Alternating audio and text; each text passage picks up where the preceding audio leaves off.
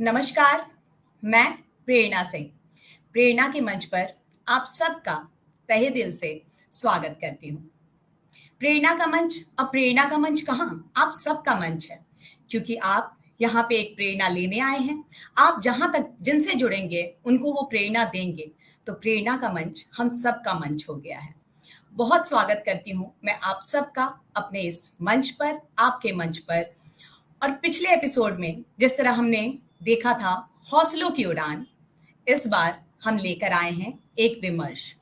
हौसलों की उड़ान में हमने देखा कोमल जी की जिंदगी, जो एक सरल सहज सी गृहिणी थी और अचानक से पति के मृत्यु के बाद उनको जब घर से बाहर निकलना पड़ा, तो कैसे उन्होंने जिंदगी की परेशानियों को झेला और आज वो सेल्स हेड हैं। हमारी हिना खान, जो एक छोटे से झुग्गी झोपड़ी में रहती थी और आज हैंडबॉल की राष्ट्रीय खिलाड़ी हैं। तो उन दोनों से बात करके हमें बेहद प्रेरणा, बहुत कुछ सीखने को मिला। और आज हमारे साथ दो महिलाएं जुड़ी हुई हैं, दो आम सी महिलाएं, रेणु वाजपेयी जी और पल्लवी अमित जी, जिनको आपको जानकर लगेगा कि वो आम से खास कैसे हुई। और हमारे साथ जुड़ी हुई हैं डॉक्टर उषा सिंह, जिनका बहुत बहुत स्वागत करती हूँ मैं आप सबका। और हमारे साथ आज जुड़ने वाली हैं एक और विशिष्ट अतिथि, डॉक्टर पुष्पलता मिश्रा जी, जो बहुत जल्द हमारे साथ जुड़ेंगी अभी। आप सबका बहुत स्वागत करती हूँ और कार्यक्रम की शुरुआत करती हूँ। कार्यक्रम की शुरुआत हम हमेशा सरस्वती मंत्र से करते हैं।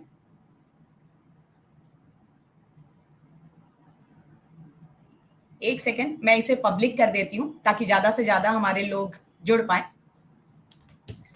तो हमारे मंच पे लगातार लोग जुड़ने लगे हैं। बहुत स्वागत करती हूँ आप सबका। पीके तिवारी जी, राकेश जी, पिंकी जी, विकास मिश्रा जी, बहुत बहुत धन्यवाद आप सबका जुड़ने के लिए। लगातार हमसे लोग जुड़ रहे हैं। सरस्वती मंत्र से इस कार्यक्रम की शुरुआत करती हूँ। ॐ सरस्वती महाभागे विद्ये कमललोचने विद्यारूपे विशालाक्षी विद्यां देहि नमस्तुते। और आज क्योंकि हम ऐसे विषय पर बात करने जा रहे हैं, कैंसर, तो एक सुरक्षा कवच आप सबके लिए महामृत्युंजय मंत्र के साथ। ॐ त्र्यम्बके यजामहे सुगन्धिं पुष्टिवर्धनम् उर्वारुकमिव बन्धनान् मृत्युमोक्षे मामृतात्। बहुत बहुत स्वागत है डॉक्टर कैप्टन पुष्पलता मिश्रा जी, आपका भी। आप सबका बेहद स्वागत करती हूँ अपने मंच पे। मयंक जी बहुत जल्द हमसे जुड़ेंगे, कहीं पे फंस गए हैं वो, तो उनसे भी वार्ता होगी हमारी। अभी आज मैं आप सबको एक, पुष्पलता जी आपका एक और लिंक आ रहा है, क्या मैं उससे आपको जोड़ूं या आप यहीं से जुड़ेंगी हमारे साथ? आज हमारे दो विशिष्ट अतिथि जो हैं, डॉक्टर उषा सिंह और डॉक्टर पुष्पलता जी, इन दोनों ने बहुत कीमती वक्त आज हमें दिया है, क्योंकि उन्हें एक सेमिनार में जाना है और वहाँ स्पीकर है हमारी डॉक्टर उषा जी। लेकिन उन्होंने अपना समय दिया हमें यहाँ से जुड़ के, बहुत धन्यवाद करती हूँ। और मैम को भी स्टेज पे ऐड करती हूँ मैं। स्वागत है मैम आपका। चलिए शुरू करते हैं हम आज के विमर्श को। विमर्श को शुरू करने के पहले हम वो कहानी जानते हैं कि कैसे, किस बात पे ये बात शुरू हुई। हमारा जीवन जो बिल्कुल आनंद पूर्वक चल रहा होता है, अचानक चुनौतियों से भर जाता है। और तब हमें एहसास होता है कि कैसी छोटी छोटी अनदेखी हमने की है और हम कहाँ से कहाँ तक पहुंच गए हैं, किन दर्द को हमें झेलना पड़ रहा है। ऐसी छोटी छोटी अनुभूतियों का ही तो नाम है जिंदगी, चुनौतियों का नाम ही तो है जिंदगी। और ऐसी ही एक बीमारी कैंसर।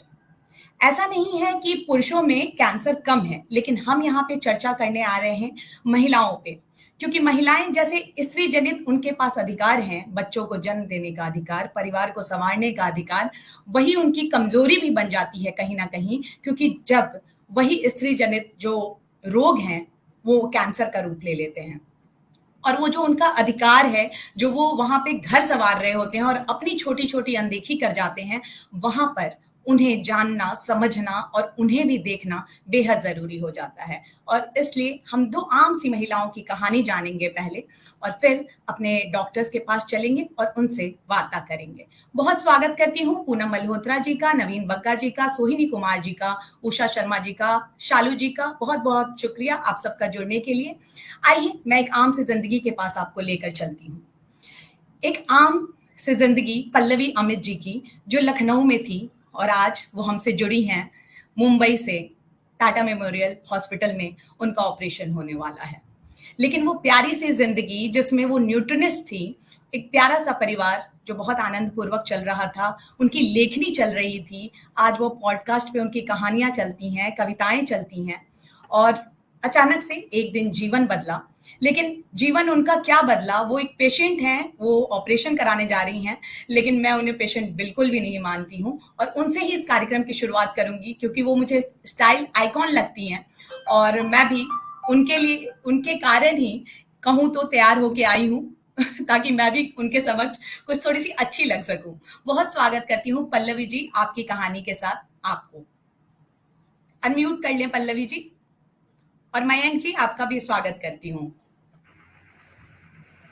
नमस्कार प्रेरणा जी और हमारे सारे अतिथिगण और जो भी श्रोता जो मुझे सुन पा रहे हैं, देख पा रहे हैं, उनका बहुत बहुत धन्यवाद। प्रेरणा जी, आपने मुझे यहाँ बुलाया। पहले तो मुझे समझ नहीं आ रहा था कि मुझे इस मंच पे क्यों बुलाया, क्योंकि मेरी लड़ाई अभी चल रही है। मैंने लड़ाई जीती नहीं है। हाँ, मैं इस लड़ाई को जीत जाऊंगी, इसका विश्वास पूरा है मुझे। कैंसर, जैसे अभी आपने बताया, एक बीमारी, ये बीमारी जो है, ये जब घुसती है हमारी जिंदगी में तो ये किसी एक इंसान को नहीं होती है, ये पूरे परिवार को लगती है।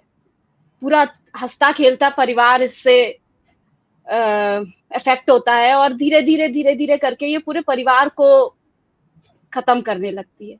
वहां पे जरूरत होती है हम इससे कैसे डील कर रहे हैं। जब ये पहली बार ये बीमारी मेरे घर में आई, मेरा पूरा परिवार हिल गया था। मेरे पूरे घर को ये बीमारी लग गई थी। मैं, मेरे पति, मेरा बेटा। कहने को ये बीमारी मेरे हस्बैंड को हुई थी, लेकिन उसके साथ हम सब बहुत अफेक्टेड थे और उस बार हम नहीं समझ पाए कि इससे कैसे डील करें। वो लड़ाई मैंने हारी और अपना सब कुछ हार के एक टाइम ऐसा आया कि मुझे लगा कि अब कुछ बचा नहीं मेरी लाइफ में, सब खत्म हो गया। डिप्रेशन ने पूरा घेर लिया था मुझे।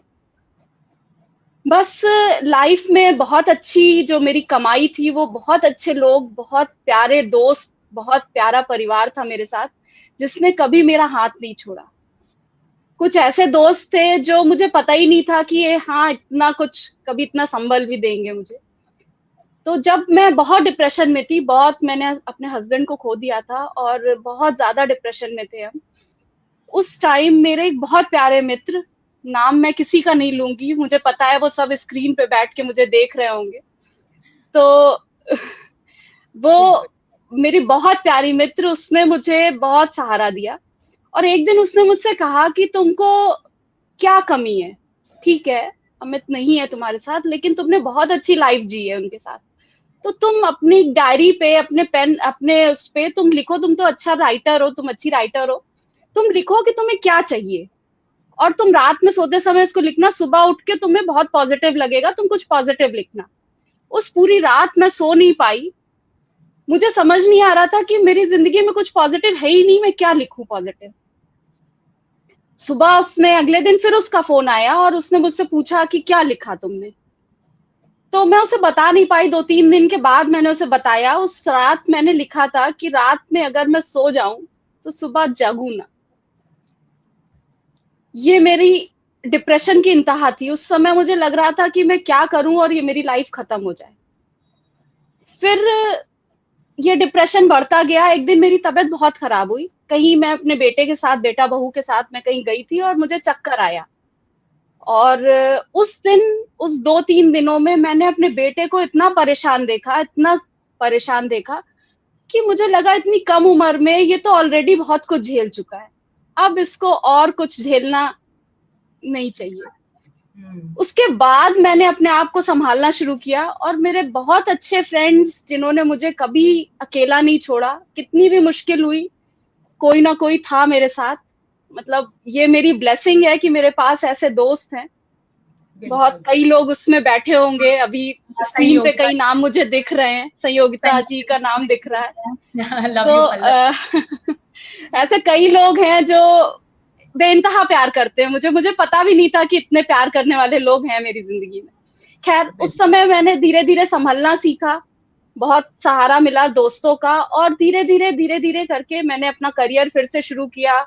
मैं बाय प्रोफेशन में न्यूट्रिशनिस्ट हूँ। मैंने सोचा कि चलो ये बीमारी से लड़ने का लोगों को तरीका बताएंगे। लोगों को ये पता होना चाहिए कि की of the good health is only nutrition, उसके अलावा कुछ और नहीं है। अगर आपका न्यूट्रिशन अच्छा है तो आपका बॉडी इसके लिए हमेशा तैयार है। बीमारियां तो देखिए किसी को भी, डॉक्टर्स हमारे साथ है, बीमारी किसी को कभी भी हो सकती है, क्योंकि हमारा एनवायरनमेंट इतना पोल्यूटेड है, इतना हम एडल्ट्रेशन है खाने पीने में, कि बीमारी से कोई बच नहीं सकता। मुद्दा ये है कि उस बीमारी को हम कैसे झेल के उससे बाहर निकल जाए। हमारी बॉडी इतनी स्ट्रांग होनी चाहिए कि हम उस बीमारी से बाहर निकल सके। तो वो टाइम मैंने ये काम करना शुरू किया कि चलो बीमारी इतनी बड़ी बीमारी है, लोग उससे इफेक्ट होंगे, तो उससे डील करने का तरीका हम लोगों को बताएंगे। और अनफॉर्चुनेटली लगभग 2 साल बीते और मुझे ये बीमारी डिटेक्ट हो गई। डॉक्टर्स ने कहा ये जीन म्यूटेशन है। रेडिएशन का बहुत जब ज्यादा इफेक्ट होता है बॉडी पे, तब कभी कभी ऐसे म्यूटेशंस हो जाते हैं। अभी मैंने जेनेटिक टेस्ट कराया तो पता चला कि पूरे वर्ल्ड में जो मेरा जीन म्यूटेशन है, ये सिर्फ 11 पेशेंट हैं ऐसे, तो I am the 11th only. तो खैर ये सब तो बहुत मेडिकल टर्म्स हैं। तो खैर ये जो जब मैं इस बीमारी में पड़ी तो मुझे समझ आया कि नहीं, ये तो अब ये सही समय है। जिस समय शुरू में बहुत इफेक्ट हुआ, हमें लगा हम ही क्यों, जिंदगी ने हम ही को क्यों चुना, एक बार फिर दूसरी बार। फिर लगा कि नहीं, चलो ठीक है। मेरी एक बहुत अच्छी दोस्त है, उन्होंने मुझसे कहा, जब उन्होंने मुझे कंसोल करने के लिए फोन किया, तो उन्होंने मुझको बोला कि अभी हैं शायद, वो भी मुझे दिख रहा है उनका नाम भी, कि जो सबसे इंटेलिजेंट लोग होते हैं उनको सबसे मुश्किल प्रश्न पत्र मिलता है। तो पल्लवी जिंदगी ने तुमको चुना है सबसे मुश्किल प्रश्न पत्र के लिए। तो अभी तो मुझे ऐसे लगने लगा है कि मेरी लाइफ एकदम कंप्यूटर के गेम की तरह है। एक लेवल पार किया, अब दूसरे लेवल में खड़े हैं, दूसरा लेवल उससे और मुश्किल है। तो पता नहीं लेवल में थोड़ी आपके कितने हैं पल्लवी जी? मेरे 4 कीमो हो चुके हैं। अब मेरा ऑपरेशन ड्यू है, अभी 11th को मेरा ऑपरेशन है, सर्जरी होगी, उसके बाद फिर कीमो की कुछ साइकिल्स हैं, फिर रेडिएशन है। मतलब आपकी वैसी हिम्मत के लिए कि ऑपरेशन कराने जा रहे हो आप और कीमो के बाद, और आप यहाँ पे हमारे साथ हो, हमारे साथ जुड़े डॉक्टर साहब कुछ कहना चाहेंगे इनकी हिम्मत के लिए?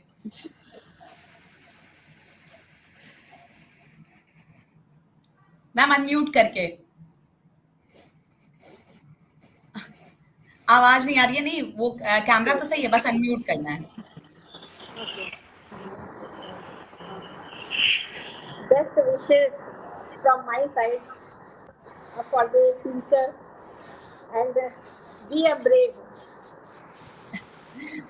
बिल्कुल। आज अपनी नेगेटिव चीजों को पॉजिटिव में चेंज करिए, वही सबसे बड़ा मूल मंत्र है जिंदगी को सफल बनाने के लिए। और आप इसमें सक्सेस पाएंगे, ऐसा नहीं है। आपने बहुत बिल्कुल पाएंगे। हाँ, आपने बहुत हिम्मत करी है और आप बहुत ही ज्यादा बहादुर महिला हैं, और आपको आगे सफलता मिलेगी इस बात, इस चीज में।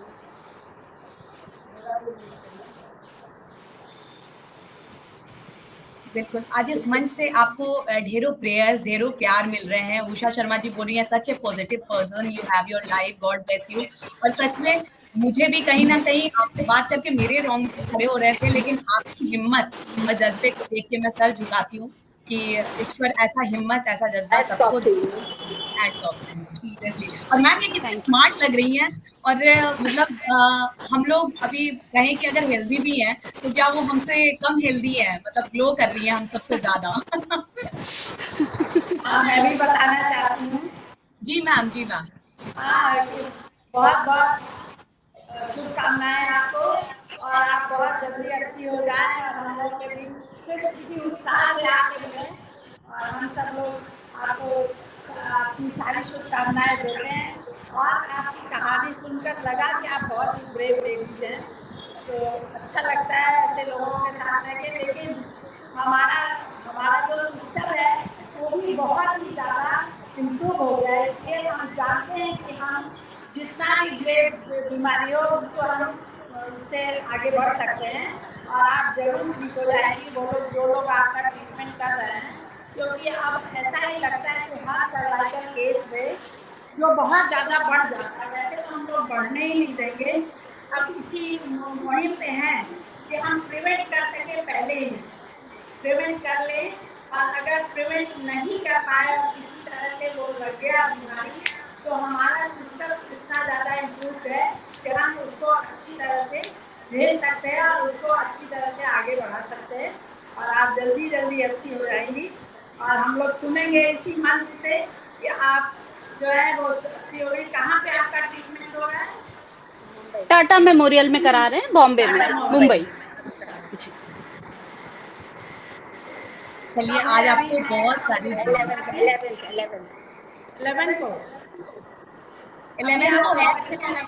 11th को सर्जरी है जी। You are suffering from cervical cancer. Breast cancer, किस जगह का कैंसर है? सॉरी, ब्रेस्ट कैंसर, जी, ब्रेस्ट कैंसर। ब्रेस्ट कैंसर है मैम। जी, एक्चुअली दोनों डॉक्टर्स मैं बताना चाहूंगी आप सबको कि सर्वाइकल कैंसर पे काफी काम कर रहे हैं और उसकी बहुत रक्षा की है। और क्योंकि हमारा कैंसर एक जगह सीमित तो नहीं है, तो ये डॉक्टर्स अभी पूरी तरीके से सर्वाइकल कैंसर पे बहुत सारे कैंपेन्स और बहुत सारे काम कर रहे हैं। इसलिए भी मैंने इनको जोड़ा है, क्योंकि हर तरीके के जो कैंसर पेशेंट्स आते हैं, एक आम महिला भी जब आती है गायनेकोलॉजिस्ट के पास, तब उसे जाके कहीं डिटेक्ट होता है और पता चलता है। और संयोगिता जी और बहुत लोग आपको बहुत दुआएं दे रही हैं, पल्लवी जी, और डॉक्टर्स का प्यार है, पंकज यादव जी, नवीन जी और पूनम जी बोल रही हैं आप बेहद खूबसूरत लग रही हैं, पिंकी सिंघल जी, सब हमसे जुड़े हैं और आपको बहुत दुआएं मिल रही हैं। मुझे खुशी है कि मेरे मन से आपको इतना प्यार, इतनी दुआएं मिल रही हैं, आप और भी खूबसूरत होके वापस आएंगी। और चलते हैं, अब दूसरी कहानी की तरफ ले चलती हूँ। वो तो बहुत खूबसूरत है, आगे हेल्दी होके वापस आएंगे। जी जी बिल्कुल, है ही है वो। बिल्कुल सही कहा मैम, मैंने गलत कहा हेल्दी था, होके वापस आएंगे। वो हेल्दी होके वापस आएंगे। यस, बिल्कुल मैम, अब दूसरी कहानी की तरफ चलते हैं। रेणु वाजपेयी जी की तरफ पहुंचाती हूँ आप लोग को। बहुत आम सी महिला है, बहुत घबरा भी रही थी आते वक्त। इन्होंने कैंसर पर विजय प्राप्त की है। ये 7 सालों से एक हेल्दी लाइफ लीड कर रही हैं, और खुद लीड नहीं कर रही हैं, ये दूसरों को जागरूक भी कर रही हैं, काउंसलिंग दे रही हैं। ये अपोलो का जो स्पंदन कार्यक्रम है उसमें ये साथ में काम करती हैं, काउंसलिंग देती हैं। शुरू में जो खुद डरी हुई एक महिला थी और सिर्फ लिख रही थी, वो आज अपनी लिखावट से लोगों को कहूँ तो एक बहुत बड़ी प्रेरणा दे रही है। और इनकी जो कविता है उसका जो पहला लाइन है वो अपोलो स्पंदन का आजीवन टैगलाइन बन चुका है, आओ तुम्हें जीना सिखा दे। तो बिलासपुर से हमारे साथ जुड़ी हुई हैं रेणु जी। आओ तुम्हें जीना सिखा दे, सिखाइए रेणु जी, हम सब आपको सुनना चाहते हैं आपकी कहानी।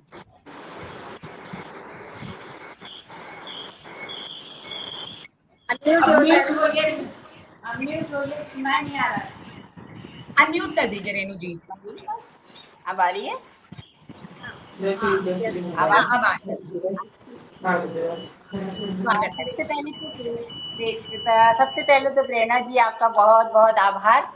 ना सिर्फ आपका नाम प्रेरणा है, बल्कि आप अपने मंच से ना जाने कितनी प्रेरणाओं को जोड़कर हम सबको प्रेरणा दे रही, बस प्रेरणा ही प्रेरणा दे रही हैं आप, तो इसके लिए आभार। और आज इस मंच से जोड़ा आपने मुझे, इतने सुंदर विषय पे मैं कुछ कह पाऊँ। सुंदर विषय इसलिए कि ना जाने कितने लोग प्रेरणा पाकर आज शायद अपनी जिंदगी में भी बदलाव ला सकते हैं। और पल्लवी जी के बारे में कुछ कहना चाहूंगी सबसे पहले मैं, उसके बाद अपनी कहानी शुरू करूंगी। मैं जब बताऊं प्रेरणा जी की पल्लवी जी का होने जा रहा है, मुझे ऐसा लग रहा था कि वो घबराई होंगी, पर यहाँ उल्टा है, मैं यहाँ घबराई हुई हूँ। और पल्लवी जी से मुझे ऐसा लग रहा है उनसे हौसला मुझे लेने की जरूरत है आज भी। जी, मैं कहना चाहूंगी कि मैं अपनी मेरी कहानी की शुरुआत होती है 2017 जनवरी। जी वैसे ही देखते बाएं तरफ एक छोटी सी गांव मुझे पता चला जब मैं शंबर में गई थी, तो तब मैंने उसको बहुत हल्के से लिया, लेकिन दूसरे दिन जब फिर से मुझे महसूस हुआ तो मैंने अपने हस्बैंड से बात की और तुरंत हम अपोलो हॉस्पिटल वहां जाने के बाद हस्बैंड ड्रॉप करके बैठे, बोले मैं ऑफिस से आते समय तुम्हें लेके जाऊंगा, उनका कुछ जरूरी मीटिंग थी मेरी। सारे कुछ टेस्ट हुए, सोनोग्राफी हुई और डॉक्टर ने कहा कि आपके साथ कौन आया है। मैंने कहा क्या बात है, मैं सुन सकती हूँ। उन्होंने कहा कि ये सिस्ट है, आप सुन पाएंगे, ये सिस्ट आपका कैंसर का सिस्ट है। बहुत विश्वास से मैंने कहा था कि मुझसे कहिए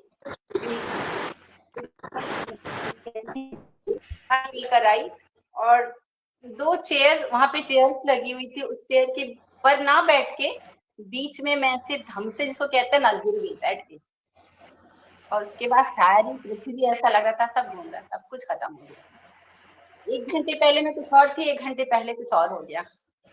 हस्बैंड को बुलाया गया, पता चला सारे टेस्ट मतलब और भी होते गए, और जो मेरे डॉक्टर्स थे वो चूंकि छुट्टी पे जाने वाले थे, तो हमने सोचा कि मन में कुछ संदेह न रह जाए। मुझे लगता है कि इस बीमारी में 1 से अधिक विशेषज्ञों की राय लेना आवश्यक है, लेना चाहिए, ताकि हम खुद संतुष्ट रहें। हम Tata memorial hospital within 7 days पहुंच गए, वहां भी कंफर्म हो गया। अच्छा, एक बात कहना चाहूंगी कि रास्ते भर ये प्रार्थना कर रही थी, हे ईश्वर, कभी कभी होता है एक डॉक्टर कुछ गलत रिपोर्ट दे देता है, ऐसा ही मेरे साथ होगा, पर ऐसा कुछ नहीं हुआ। वहां भी रिपोर्ट वही आई, फिर सर्जरी वही हुई मेरी, और वापस कीमो एंड रेडिएशन का जो दौर था वो मैंने अपोलो हॉस्पिटल बिलासपुर में शुरू किया। वहां से प्लान लेकर हम आए थे, 13 कीमो हुए। तो सर्जरी के बाद तक तो डर नहीं लगा, किंतु जब कीमो स्टार्ट हुआ और कीमो मेरे हेयर फॉल होने लगे, बाल बहुत लंबे थे, घुटने तक बाल थे मेरे, बहुत मतलब बालों के कारण ही शायद मैं जानी जाती। वो जब निकल के गिरने लगे तब मेरे भीतर एक अवसाद, जिसको कहना चाहिए, डिप्रेशन आने लग गया, और नहीं पा रही थी मैं अपने आप को। उस समय मेरे परिवार के लोग, खासकर मेरे पति, मेरी 2 बेटियां हैं जो बाहर पढ़ रही थी, उन दोनों बेटियां आई और उन्होंने जो हिम्मत दिलाई। छोटी बेटी ने कहा, माँ अभी तक आप इतने लंबे बालों में रह रही स्टाइल, आप अब तो बॉय कट करके रहो, देखो कितने स्मार्ट लगोगे। ऐसी छोटी छोटी बातें कह के मेरा हौसला बढ़ाया उन लोगों ने। और मेरे ससुराल के पक्ष की, मेरे मायके पक्ष के लोगों, मैं उन सबकी शुक्रगुजार हूँ, जिन्होंने मतलब ऐसा लग रहा था कि सिर्फ मेरे घर में कैंसर की बीमारी नहीं आई है, मेरे दोनों परिवारों के एक एक सदस्य, उन सबके घर में शायद कैंसर की व्याधि अंदर एंटर कर गई।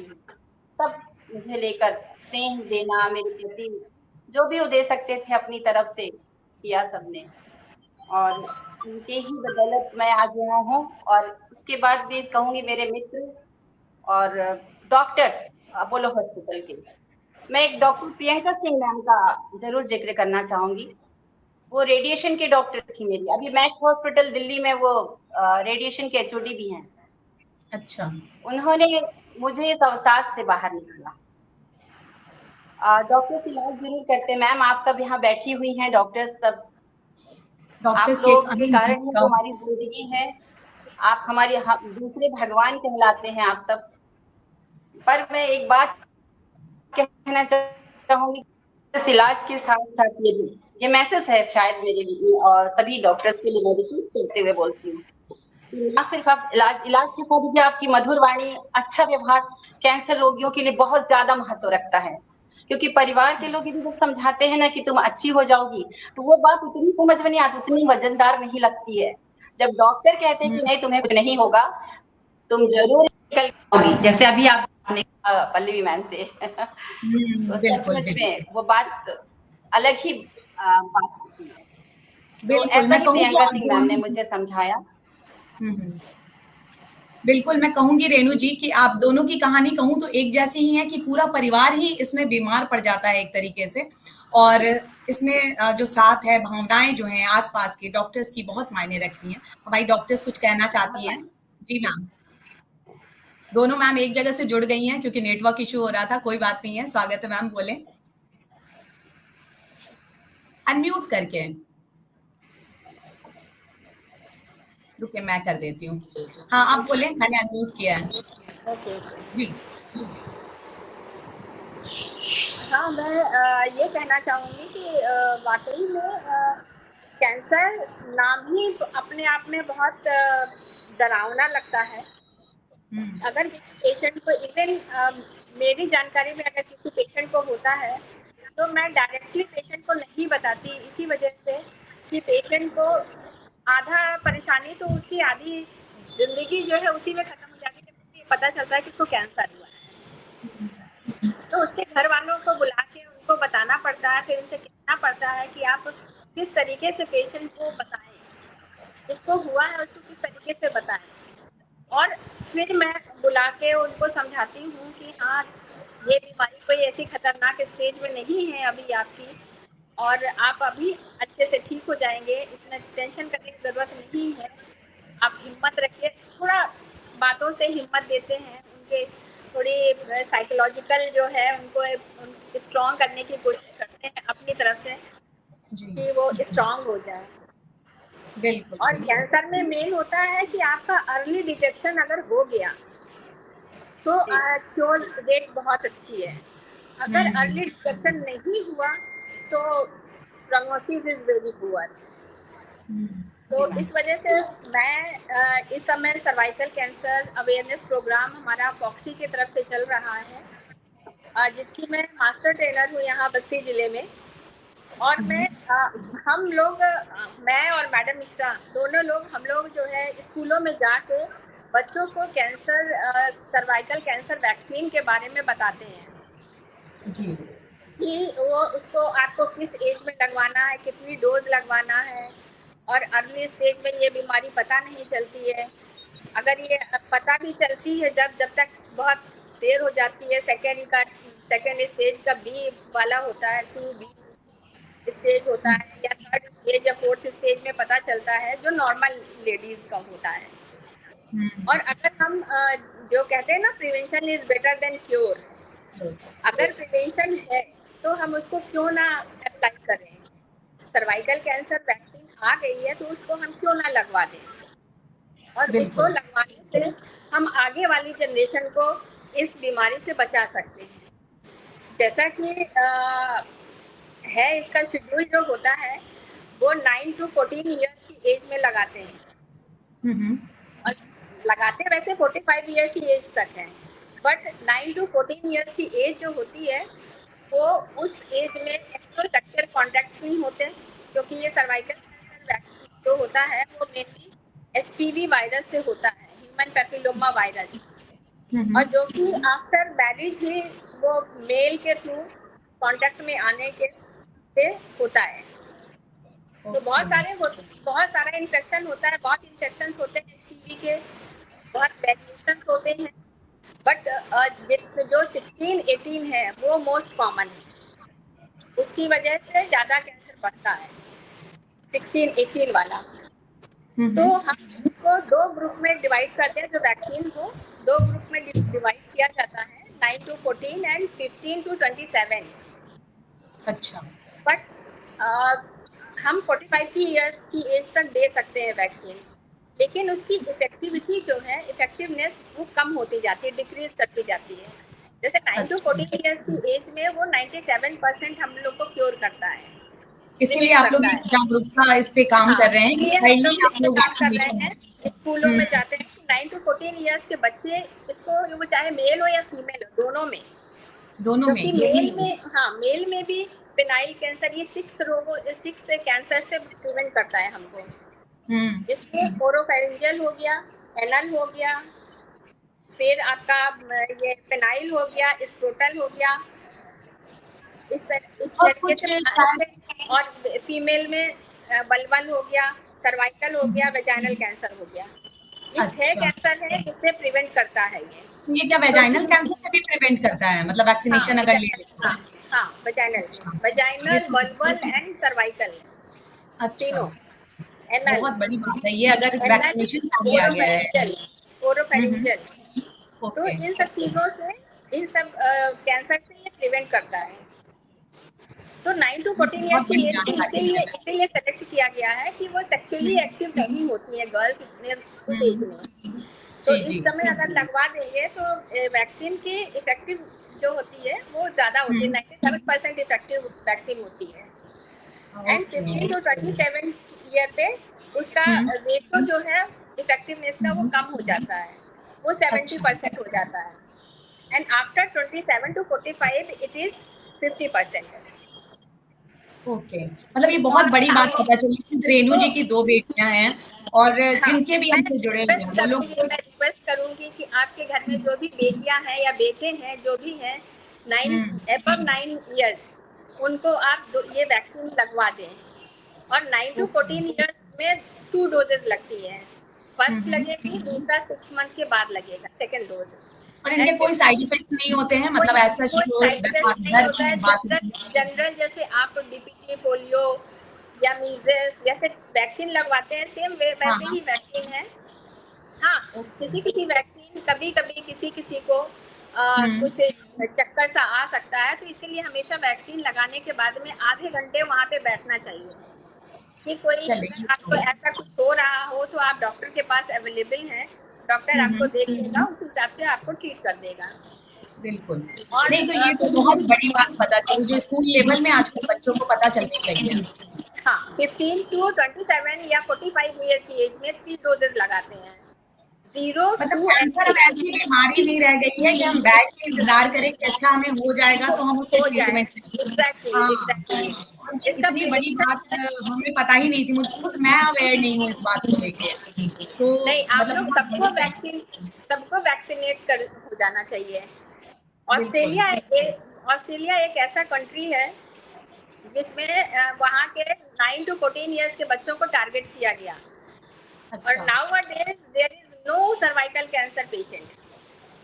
वाओ, तो मतलब कैंसर मुक्त ऑस्ट्रेलिया हो गया। ऐसे हम बताना कुछ भी चाहते हैं, हमारा अब ये बताना चाहते हैं कि हमारी कंट्री में गवर्नमेंट ने उसको ये अपने शेड्यूल में लाया है कि हम 2030 तक सर्वाइकल कैंसर मुक्त भारत करना चाहते हैं। क्या बात है। और उसके लिए सरकार के लिए मैं हैट्स ऑफ करती हूँ। बहुत उसके बड़ा लिए हम लोगों ने ये हमारा ये टारगेट अचीव करने के लिए 90% वैक्सीनेशन 9 to 15 ईयर में कंप्लीट हो जाना चाहिए। और 15 ईयर से लेके 25 एंड 45, 35 एंड 45 तक प्री कैंसरस स्टेज उनका स्क्रीनिंग हो जाना चाहिए, क्योंकि वो हमारा स्क्रीनिंग बहुत नेसेसरी है। वैक्सीनेशन एंड स्क्रीनिंग जो है, यही 2 मुद्दे हैं जिससे हम सर्वाइकल कैंसर मुक्त भारत कर सकते हैं। तो स्क्रीनिंग में हमारे पास बहुत सी हाई लेवल की स्क्रीनिंग का परफॉर्मेंस है। उसमें हम पैप स्मीयर कहते हैं, LBC विथ HPV करते हैं, और उससे हम पता लगा सकते हैं। और ये आपको बताना चाहिए कि कैंसर को बहुत लंबा हमें समय देता है जागरूक होने के लिए, क्योंकि 9 to 15 और फिर 45, लेकिन उस समय हम अगर जल्दी से उसकी स्क्रीनिंग करा लें तो हमें प्री कैंसरस स्टेज बहुत लंबा मिल जाता है। इसीलिए हम लोग इस पे जोर दे रहे हैं कि वैक्सीनेशन प्लस स्क्रीनिंग बहुत ज़रूरी है। वैक्सीनेशन कराने के बाद भी आपको स्क्रीनिंग कराना चाहिए। जैसे पैप स्मीयर है वो हर 3 इयर्स में, और जो LBC विद HPV कराते हैं वो 5 इयर्स, और 25 इयर्स तक करा लेना चाहिए। फिर आपको 30 it is recommended after 30 years की एज के बाद में हर महिला को अपना पैप स्मीयर और LBC विद HPV करवा लेना चाहिए। और उसको हर 3 साल में अगर पैप स्मीयर, क्योंकि थोड़ा महंगा है HPV विद LBC, तो हाँ। अगर वो नहीं करा पाती तो पैप स्मेयर करा ले, नहीं तो LVC विद HPV करा ले, जिसको ठीक वो है। 5 साल में रिपीट कर सकती है। और वैक्सीनेशन तो सबको लगाना है, हम लोग सभी को कह रहे हैं कि वैक्सीनेशन मैं यहाँ जुड़े 45 से सबसे पहले कहना लगाना है। चाहूंगी, ये तो बहुत बड़ी बात जो मुझे भी पता चली। मुझे अभी तक सर्वाइकल कैंसर का तो पता था वैक्सीनेशन, लेकिन जैसे मैम ने बताया कि और कई सारे जो हैं वो कवर करते हैं ये वैक्सीनेशन। और हम क्यों इंतजार करें, जब हमने बच्चों को वैक्सीनेशन तो दिलाते ही है बचपन से, जब जब वो जन्म लेते हैं तब से वैक्सीनेशन दिलाते हैं। क्यों ना पूरे परिवार को इतनी त्रासदी वाली बीमारी से हम वैक्सीनेशन से जब बचाव कर सकते हैं, तो क्यों नहीं करें कि वो बीमारी जिससे आपके घर की अर्थव्यवस्था से लेकर आर्थिक व्यवस्था तक हिल जाती है, उसका इंतजार क्यों करना। अगर कैंसर फ्री भारत क्यों ना बनाए। हम बहुत स्वागत करती हूँ हमसे जुड़े हुए लोग। और आप दूसरी बात और बताना चाहते हैं कि हमारा भारत में अब वो वैक्सीन सीरम इंस्टीट्यूट बना रही है, और वो सीरम इंस्टीट्यूट जो है वो 2000 रुपए, पहले 4-5 हजार रुपए खर्च करने पड़ते थे एक डोज के लिए, अब हम 2000 में वो कर सकते हैं। और गवर्नमेंट इस काम कर रही है कि अब वो 500 में अवेलेबल हो जाए, जिससे हम एटलीस्ट अपने 9 to 15 ईयर्स तक के बच्चों को 90% वैक्सीनेशन जरूर करा लें। तो अगर इतना सस्ता हो जाए ये भारत। और गवर्नमेंट एक काम और कर रही है, जो इम्यूनाइजेशन शेड्यूल है, जी, हम लोगों का जो बच्चों का इम्यूनाइजेशन शेड्यूल है, उसमें इस वैक्सीन को ऐड करने जा रही है वही मैं कहना चाह रही थी कि इस वैक्सीनेशन को इसमें क्यों ऐड किया जा रहा है। ऐड करने जा रही है, ये क्वेश्चन वहाँ पे हो चुका है। और अच्छा। इसके साथ ही साथ ये वैक्सीन जो है बच्चों को, जैसे हम लोगों को बचपन में चिकन पॉक्स के स्कूलों में लगते थे, वैक्सीन लगती थी, उसी तरीके से सेम ये बच्चों को स्कूलों में गवर्नमेंट प्रोवाइड कराएगी और वो फ्री ऑफ कॉस्ट शायद लगवाएगी। हाँ, पर इसमें समय, लेकिन इसमें इसमें समय time लगेगा, लगेगा। समय समय लगेगा, लगेगा, ये बिल्कुल। हमें अपने आप एफर्ट करना चाहिए। मैं यही एफर्ट की छोटी सी मेरी भी कोशिश है मैम यहाँ पे। और विवेक कविश्वर जी बहुत बड़े साहित्यकार है, हमारे साथ जुड़े हुए हैं, वो भी यही कह रहे हैं कि लेकिन बहुत से लोगों को इसके बारे में मालूम ही नहीं है। तो ये जागरूकता कहीं ना कहीं माउथ टू माउथ, सबसे ज्यादा इंडिया में जो चीजें फैलती है वो माउथ टू माउथ। हम लोग स्कूलों में जाते हैं, स्कूलों में जाके हम यही कहते हैं, बच्चों को बताते हैं कि आपने हमसे सुना, आप जाइए, घर जाइए, अपने पेरेंट्स को बताइए, अपने रिलेटिव्स को बताइए, अपने जो फ्रेंड सर्कल है उसमें बताइए। तो जिस तरीके से ये बात जो है चारों तरफ फैले और लोग इस चीज से अवेयर हो इस वैक्सीन से, और वो वैक्सीन को लगवाएं आकर। बिल्कुल, क्योंकि इस तरीके से झेल के निकलना, मतलब अगर मैं पल्लवी जी को देखूं तो ठीक है वो एक बोल्ड महिला है, ठीक है वो बाहर निकल लेगी, लेकिन वहां तक पहुंचने के पहले ही क्यों नहीं हम हाथ थाम लें कि वो वहां तक नहीं ले पाती। और रश्मि जी जैसे निकल के आई हैं, जी के आई हैं उस चीज को, क्यों वहां तक पहुंचना, क्योंकि हम वैक्सीनेशन से पहले इसकी रोकथाम कर ले। बहुत अच्छा, सभी आप दोनों से बहुत अच्छी जानकारी कर पाएंगे, सभी लोग उतना पैसा दे भी नहीं पाएंगे, सभी लोग बहुत बड़ी समस्या जो है, मैं आपको बताऊं मैम कि बहुत बड़ी जो समस्या है, रश्मि जी जैसे हमारे साथ जुड़ी हुई हैं, ये पैसे की जो बात होती है कि सबको टाटा मेमोरियल हॉस्पिटल ही जाना है, वहां पे रुकना, उतना इलाज कराना सबके बस की नहीं है। इसके कारण बिलासपुर में कराई है और वहां उनको काउंसलिंग सुविधा नहीं मिली है, और उसके कारण इलाज तो हो गया है उनका, लेकिन एक रो रो के उस त्रासदी से गुजरना, जो बताने वाला कोई नहीं है कि आपको हो क्या गया, आप इसके बाद क्या होगा। काउंसलर क्या करता है, वो बताता है कि इसके बाद ऐसा होगा, आप इसकी हिम्मत रखिए, इसकी तैयारी रखिए। वो उनको नहीं मिला, 7 साल पहले कहूंगी कि वो नहीं मिला, लेकिन उन्होंने इसके लिए कार्यक्रम शुरू किया, स्पंदन अपोलो के साथ मिलकर। तो मुझे मतलब बेहद खुशी है। अच्छा, इन सब के साथ सबसे पहले मैं मयंक जी का स्वागत कर लूं, बहुत देर से हमारे साथ जुड़े हुए हैं, आप लोगों को जोड़ने का श्रेय जाता है मयंक जी को। और आवाज सही से नहीं आ रही, बैंक जी अपने को अनम्यूट करिए। हाँ जी नमस्कार, आवाज जा रही है? बिल्कुल अच्छी से आ रही है। जी जी जी, नहीं हम लोग तो अपने दोनों डॉक्टर के साथ कई स्कूलों में इस मुहिम को बढ़ा रहे हैं, और हमारे शहर में आप डॉक्टर PL मिश्रा और डॉक्टर उषा सिंह इसके लिए क्रांति बनकर काम कर रही हैं। शायद ही कोई महीना ऐसा गुजरता होगा कि जिसके बारे में वो इसकी चर्चा ना करती हैं। जी बिल्कुल, इसमें उन्होंने और जो भी तमाम मयंक जी वो भी बहुत महत्वपूर्ण थी आज, मतलब मेरे साथ जो लोग जुड़े हैं उनको भी नहीं पता था। मतलब बड़ी बात है जी कि जी किसी को जी। बहुत हद तक पता ही नहीं है। नहीं, अभी अभी राज्यसभा में मूर्ति ने भी जो अपना भाषण दिया है, स्पीच दी है राज्यसभा में, उन्होंने जी। भी कुछ इसमें बहुत, मैं अभी क्लियर नहीं हूँ, लेकिन जो कंपनी बना रही है उससे इसको बहुत सस्ता करने का प्रोविजन चल रहा है हम्म। कि जो हमारे 9 साल से 14 साल की बच्चियां हैं उनका हम्म। 2,000 का एक इंजेक्शन है। हम्म। जैसे जैसे उम्र बढ़ती है वैसे जी। वैसे इंजेक्शन की कॉस्ट बढ़ जाती है। बढ़ जाती है। तो सबसे बहुत जरूरी यह है कि हम आपसे ये अनुरोध करेंगे कि जो भी परिवार के लोग इसको देख रहे हैं, बिल्कुल। विशेषकर महिलाएं, हम्म। और चाहे वो घर के पुरुष ही हों या कोई भी व्यक्ति हो, जी। ये आपस में जागरूकता का विषय है। अगर बिल्कुल। हम इसे जानकर खुद अपने तक रख लेंगे तो भी ठीक नहीं है। बिल्कुल। ये और जागरूकता, वही अगर, मैंने कहा, माउथ माउथ ही ज्यादा बातें फैलती हैं और हाँ, लोगों को पता चलता है। प्रेरणा के मंच का जो ये विमर्श का विषय है कि जैसे हमारी कविताएं हैं या हमारे लेख हैं, हमारे उपन्यास हैं, वो हम्म। किताबों के माध्यम से लोगों तक पहुंचते हैं, तो यहाँ से हम्म। जो विचार निकले वो सभी को जन आंदोलित करे। बिल्कुल।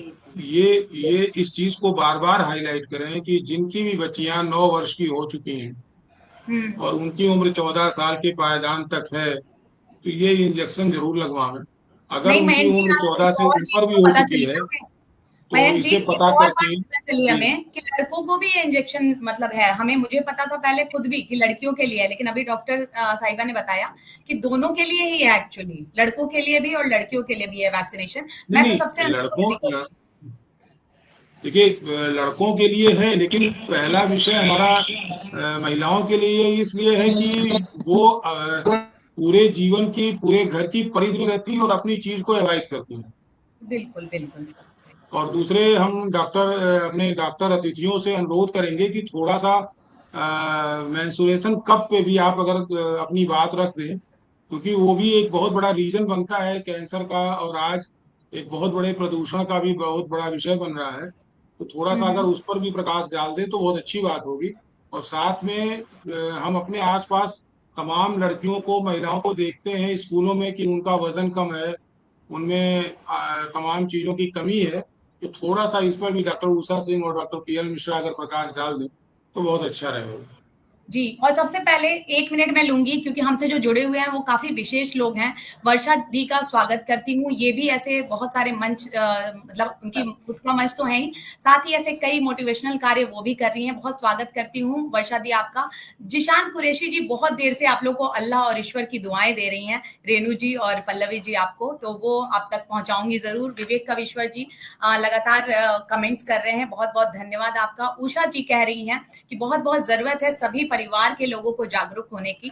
तो मुझे बेहद खुशी हो रही है कि परिवार के लोगों को अगर जागरूकता मिलेगी तो धीरे-धीरे हमें, मतलब कहें कि हम भी, ये जो जैसे पोलियो फ्री भारत हुआ है वैसे ही कैंसर फ्री भारत होगा और सबके चेहरे पे मुस्कुराहट होगी बस, और हमें दर्द की कहानी नहीं कहनी पड़ेगी। क्योंकि अच्छा, मैं डॉक्टर्स हमारे क्योंकि जाने वाले हैं और कार में बैठ गए हैं, तो मैं कहूंगी मैम आप जितना भी संदेश दे सकती हैं वो जरूर दे दें जल्दी से। वो अपनी मीटिंग्स और सेमिनार से छोड़ के हमारे साथ आज जुड़े हुए हैं।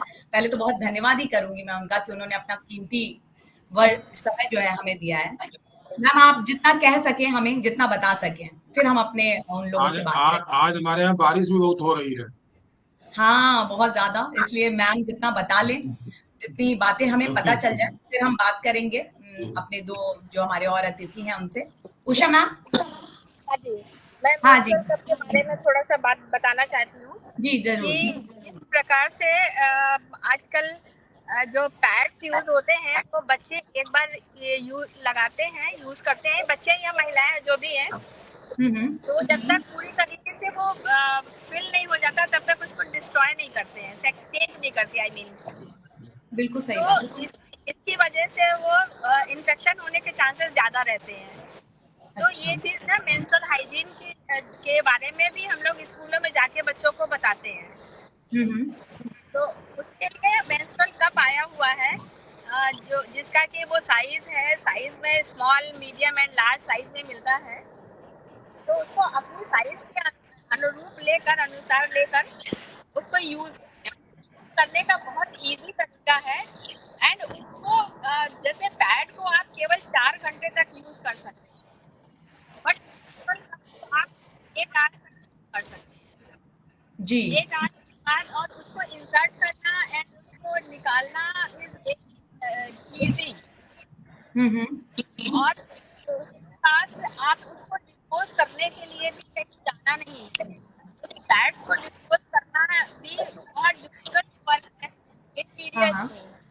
अच्छा हाँ बिल्कुल तो ये वहाँ भी पे एक कहाँ समस्या लेके बन गई जाएंगे, है। हाँ डिस्ट्रॉय कहाँ करें, हम्म कहीं तालाब में ले गए, कभी कूड़े के साथ फेंक दिए, इस तरीके से सब करते हैं। तो उससे होता क्या है कि हमारा जो धरती माँ है वो भी इफेक्ट हो रही है, और जो हमारा ग्रेन्स वगैरह होते हैं वो भी इन्फेक्टेड ही होते हैं। तो इस सबको बिल्कुल प्रिवेंट करने का सबसे अच्छा तरीका है कि जितनी भी महिलाएं हैं वो मेंस्ट्रुअल कप को यूज करें। बिल्कुल और ये बहुत बड़ी यूज करने के लिए ये है कि आप 1 घंटे तक यूज करिए, 1 आवर्स तक। अगर आपको लगता है कि आपको ज्यादा ब्लीडिंग हो रही है तो आप उसको जल्दी चेंज कर सकते हैं, और उसको वॉशरूम में जाके उसको निकाल के उसको जो ब्लड है कलेक्टेड ब्लड है उसको डिस्ट्रॉय करिए और लैट्रिन में, और फेंकने के बाद में उसको वॉश करके और रीयूज कर लीजिए, दोबारा लगा लीजिए। और ठीक है लगाने के बाद जब आपका पीरियड्स खत्म होते हैं तो आप उसको अच्छे से वॉश करके सर्फ और गर्म पानी से साफ करके और उसको रख दीजिए, और फिर जी नेक्स्ट साइकिल में फिर यूज करना है तो फिर वैसे ही आप सर्फ और गर्म पानी से यूज करके और सैनिटाइज कर लें तो और अच्छा रहेगा, जिससे कि कोई बिल्कुल इन्फेक्शन जागरूकता भी वगैरह आपको बहुत ना हो जरूरी पाए। है मतलब और इसमें क्योंकि हम तो शहर में इस बात को समझ पा रहे हैं एक कप आप खरीदेंगे वो आपको 10 इयर्स तक चलेगा, उसमें आपकी हाँ हर महीने पैड का जो खर्च होता है पैसा लगता है वो भी बचेगा आपका, प्लस आपको डिस्ट्रॉय करने के लिए नहीं सोचना पड़ेगा कि हम कहाँ इसको फेंकें कहाँ नहीं फेंकें, कलेक्टेड ब्लड नहीं सोचना है फेंकने के लिए कि कहाँ करें, जी प्लस आपके पास पैसे की कितनी बचत हो। पैसे की भी कितनी बचत है मुझे तो लगता है गांव-गांव तक ये बात कैसे मतलब पहुंचे क्योंकि हम तो यहाँ पे रह के समझ रहे मैं हैं अपने काफी यहाँ लोग यूज भी कर रहे हैं मेरे यहाँ जो भी पेशेंट आते हैं मैं उन सबको प्रमोट करती हूँ और उन सबसे कहती हूँ कि आप जाइए खरीदिए, और एक अपना जी जैसे पेशेंट वेटिंग एरिया में बैठे हैं वहाँ जाके खड़े होके मैं माइक के थ्रू ये menstrual cup and cervical cancer vaccine के बारे में सब सारे लोगों को बताती हूँ खड़े होके, जिससे कि ये लोग इस चीज से अवेयर हो जाए, जागरूक हो बिल्कुल जाए कि ये हमको क्या करना है, हमारे लिए क्या बेनिफिशियल है। बिल्कुल क्या बेनिफिशियल और मुझे लगता है सरकार को भी थोड़ा इस पे मतलब प्रचार प्रसार के लिए बहुत काम कार्य करना चाहिए क्योंकि जब भी अब हम मूवी देखने जाते हैं तो हमें वो अक्षय कुमार का एड नजर आता है कि ये पू पू करने में मर्दानगी नहीं है और पैड यूज करने में है तो ये मेंस्ट्रुएशन कप के लिए अगर हम इस तरह का कोई एड दें तो कहीं ना कहीं जागरूकता वहां से बढ़कर वहां तक पहुंचेगी और पैसे भी कम खर्च हो रहे हैं जो एक एग्जैक्टली परेशानी हो जाती है दिल्ली में इसका ऐड आना चाहिए और गवर्नमेंट को इसके लिए सोचना चाहिए कि इसको बिल्कुल वो प्रमोट करें तो वो ज्यादा बेटर होगा, हाँ इससे कि आप पैड को प्रमोट कर रहे हैं।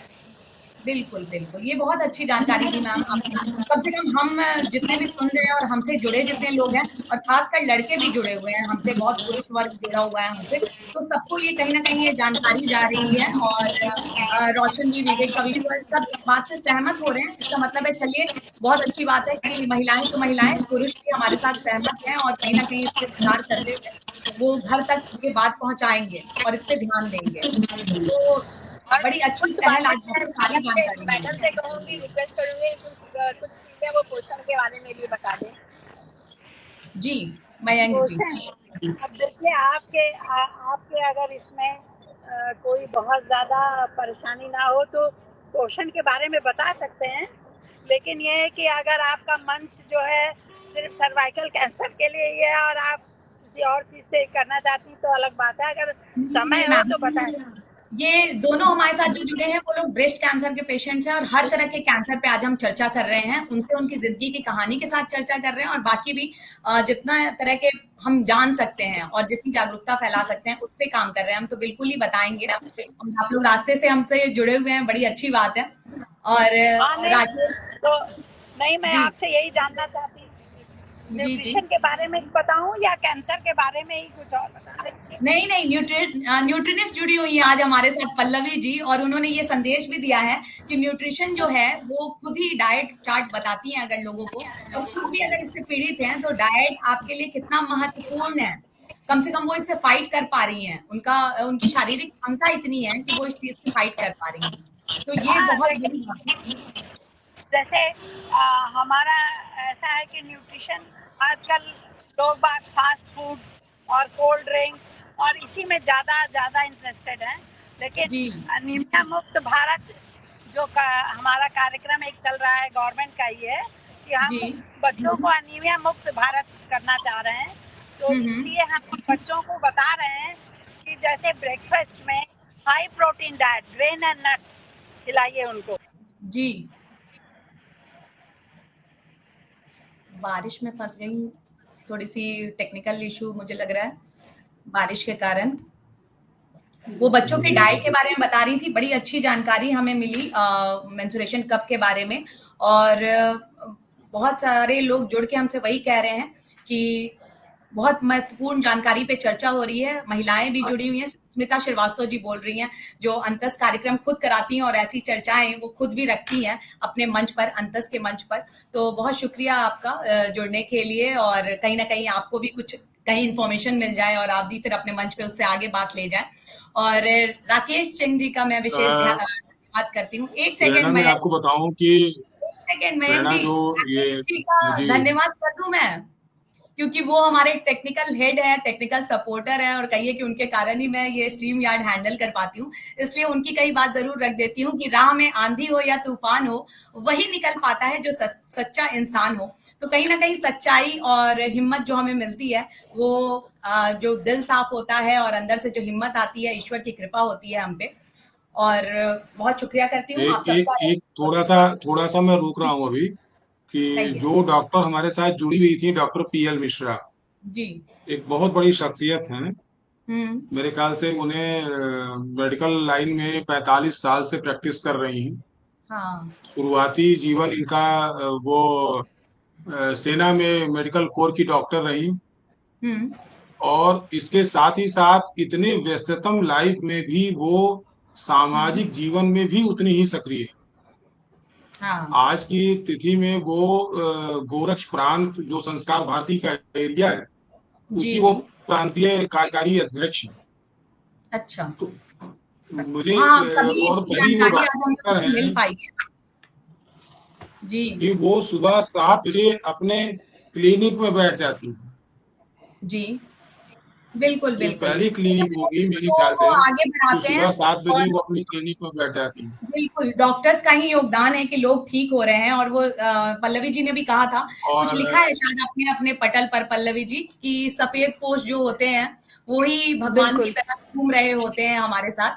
मैं आपसे जानना चाहूंगी मैं आपको, मतलब अस्पताल का जो माहौल होता है और उसमें वो जो भगवान दिखते हैं, कैसा, मतलब उस पल को मैं आपसे सुनना चाहूंगी। जो मैंने अपनी पोस्ट, आप जिस पोस्ट की बात कर रहे हो, वो बहुत व्यथित होके मैंने लिखी थी, क्योंकि लोगों को भगवान मंदिरों में जाके, हम सब किसी और की बात नहीं कर रही हूँ, मैं खुद जब इस बीमारी में मैं फंसी पहली बार, तो बहुत ऐसे मैंने पूजा पाठ, पंडित जी, भगवान सब करने के बाद ये समझ में आया कि कुछ शायद भगवान से कुछ भरोसा भी हिल गया मेरा। और ये जो पोस्ट जिसकी आप बात करी, मैं उसे पढ़ना चाहूंगी, 2 मिनट लगेगा जी। तो ये मेरे सामने ही है। हाँ, बिल्कुल। किसी रोज भगवान या खुदा से मिलने का मन हो, किसी रोज भगवान या खुदा से मिलने का मन हो, तो कभी मंदिर या मस्जिद की बजाय अस्पताल आकर देखना जी। देखना कि खुदा के बंदे उसकी रहमत की चाह में कैसे तड़प रहे हैं। देखना कि इतने कष्ट के बावजूद कैसे उसके होने का विश्वास नहीं डिगता। देखना कि सफेद वर्दी में कितने खुदा घूम रहे, और ये भी देखना कि ईश्वर या खुदा कैसे खुद वहां बेबस फिर रहा। वहां ये तय हो जाता है कि बस सफेद वर्दीधारी ही खुदा है। कुछ दुख अगर कम कर सकते हैं तो बस वही, बाकी भगवान, खुदा, ईश्वर सब हैं पर शायद छलावा मात्र हैं। बहुत चाहा दिल ने कि तुमको भगवान बने रहने दे, बहुत चाहा दिल ने कि तुमको भगवान बने रहने दे, पर हर बार तुमने खुद को पत्थर साबित करने में कोई कसर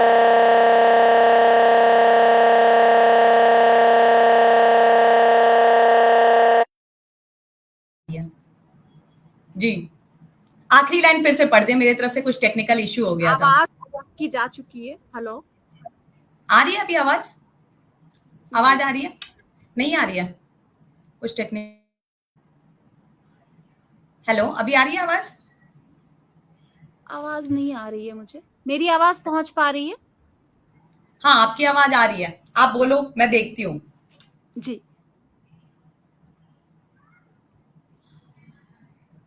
मयंक जी, आपको आवाज आ रही है मेरी?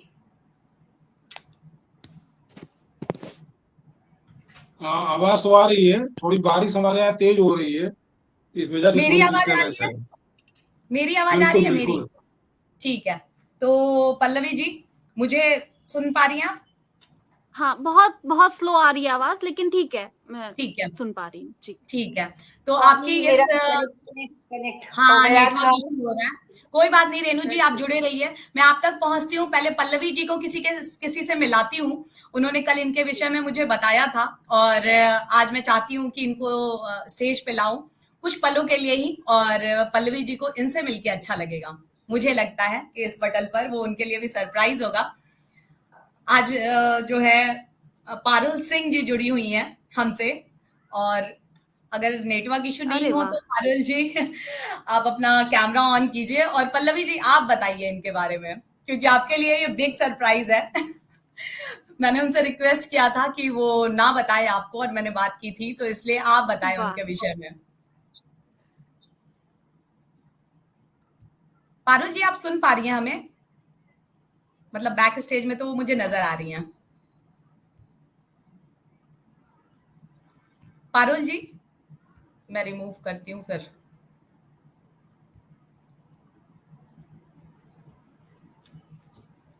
पारुल जी, अगर आप सुन पा रही हैं तो दोबारा से हमारे साथ जुड़े, और तब तक पल्लवी जी आप बताएं उनके विषय में, उनकी पुस्तक के विषय में, और कैसे आपको मोटिवेशन मिला उनसे। पारुल जी के बारे में मुझे हाल में ही किसी मित्र के वॉल पे मैंने उनके बारे में पढ़ा। उनकी बुक एक अभी पब्लिश हुई थी, उसके बारे में मुझे पढ़ा, और चूंकि मुझे पढ़ने का शौक है तो मैंने किताब फटाफट मंगा ली। पता नहीं कैसे लगा कि कुछ मेरे जैसी ही कुछ कहानी है और कुछ इसको पढ़ना चाहिए। और जब वो किताब मेरे हाथ में आई तो सुवीर सर का उसमें फॉरवर्ड लिखे हुए थे, वो जब मैंने पढ़ा और 3-4 बार उसको पढ़ा, और उसमें एक लाइन थी गालिब की, मुश्किलें इतनी पड़ी मुझ पर कि आसान हो गई। मुझे भी उस बड़ी अच्छी लाइन ने मुझे ऐसे कनेक्ट किया पारुल जी से। फिर मैंने फोन पे उनसे बात की और इतना इंस्पायर किया उनकी कहानी ने मुझको। उनकी बुक मैंने पूरी खत्म भी कर ली, और उनके साथ जी बहुत बहुत इंस्पायर हुई मैं उनकी कहानी से। और अपनी कहानी वो खुद ही शेयर करेंगी, कैसे उन्होंने इतनी बड़ी डिजीज को कैसे हैंडल किया, कैसे ऑपरेशन थिएटर में जाते समय उन्होंने लिपस्टिक लगाने की बात कही, कैसे वो फुल मेकअप में जब पहुंची ऑपरेशन थिएटर में तो डॉक्टर्स ने उनसे पूछा कि पेशेंट कहाँ है। तो कई बार मुझे भी बड़ा मजा आता है, कई बार मैं जब डॉक्टर के केबिन में घुसी तो उन्होंने मुझसे पूछा कि आप पेशेंट हैं? मैंने कहा, तो आपकी एक्सेसरीज बहुत अच्छी लग रही हैं। तो बड़ा अच्छा लगा कि अच्छा ये भी एक। तो पारुल जी आ गई है, बहुत बहुत धन्यवाद पारुल जी यहाँ आने के लिए। और पारुल जी के विषय में मैं बताऊं कि ये डाउन सिंड्रोम पे काम कर रही हैं, और बहुत अच्छा लिखती तो है ही, साथ ही डाउन सिंड्रोम पे काम कर रही हैं। ओपन हार्ट सर्जरी कराई इन्होंने और जिंदगी और मौत से के बीच झूलते हुए इन्होंने अपनी पुस्तक लिखी। और वो पुस्तक पढ़ के आपको इतना आनंद आएगा, क्योंकि कहीं ना कहीं आपको वो जो दर्द होगा वो भी महसूस होगा और कहीं ना कहीं मुस्कुराहट भी खिलेगी कि कैसे कोई महिला मरते मरते भी जी जाती है, और वो भी सुंदरता के साथ। तो पारुल जी, आज आप पल्लवी जी के लिए जुड़ी हैं, बहुत स्वागत करती हूँ आपका। आप अपने विषय में थोड़ा सा बताएं और कुछ भी मोटिवेशनल हमारे लिए।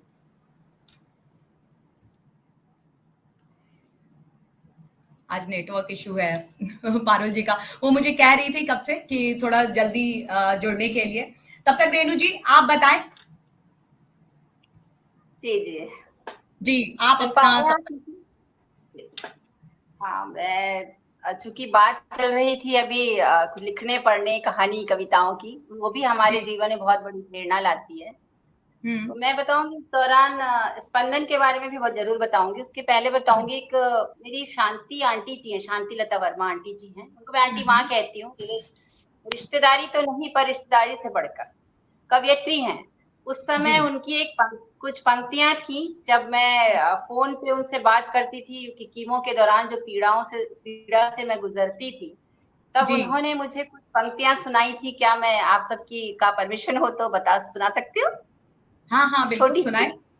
हाँ स्वागत। उन्होंने सुना, वो मेरे जीवन में बहुत बड़ा संबल लेकर आई उस दौरान कि कष्ट आ रहे हैं, कठिनाई आ रही है, जान लो जिंदगी तुम्हें आजमा रही है। संभाले रखना है कंपित प्राण, थामे रखना है धीरज की डोरी, हारना नहीं है इनसे, ये होती है कुछ पलों की ही कमजोरी। ये कसौटी है, कस रही है तुम्हें, कुंदन बना रही है, जान लो रेणु ये जिंदगी तुम्हें आजमा रही है।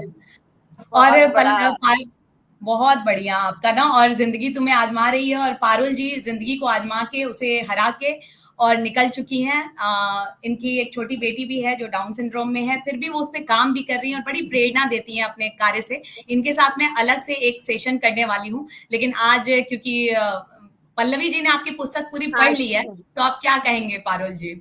मैं क्या कहूंगी, पल्लवी कहेगी अब। मैं यहाँ पर खास आज जो है पल्लवी के लिए आई हूँ, और ये हमने प्रेरणा जी से मिलके प्लान किया था कि हम आ जाएं और उनसे मिलें। सबसे पहली बात तो मैं अभी फेसबुक पर देख रही थी ये कार्यक्रम पूरा, और इसमें जो एक चेहरा इतना तेज के साथ चमक रहा है, जो इतना खूबसूरत लग रहा है, जो सबसे खूबसूरत चेहरा, मुझे सभी खूबसूरत है, लेकिन जो एक अलग ही नूर है वो पल्लवी के चेहरे पे मुझे नजर आ रहा है। एक इतना आत्मविश्वास भरा हुआ है उसके अंदर, वो इतने आराम से सहज होके सुन रही है। कैंसर नाम बार बार ले रहे हैं, और डॉक्टर तो अपनी जानकारियां देंगे ही, और डॉक्टर्स की जानकारियां हमेशा डराने वाली भी हो ही जाती है ना चाहते हुए भी, लेकिन वो इतने सहज भाव से सुन रही है। बोले हाँ ठीक है, कह लो जो करना है। तो कहीं ना कहीं मैं जहां तक उन्हें देख रही हूँ, वो डिटरमिन हो चुकी हैं, वो तैयार हैं, वो अब पीछे नहीं हटने वाली है, वो समझ गई है इस बात को।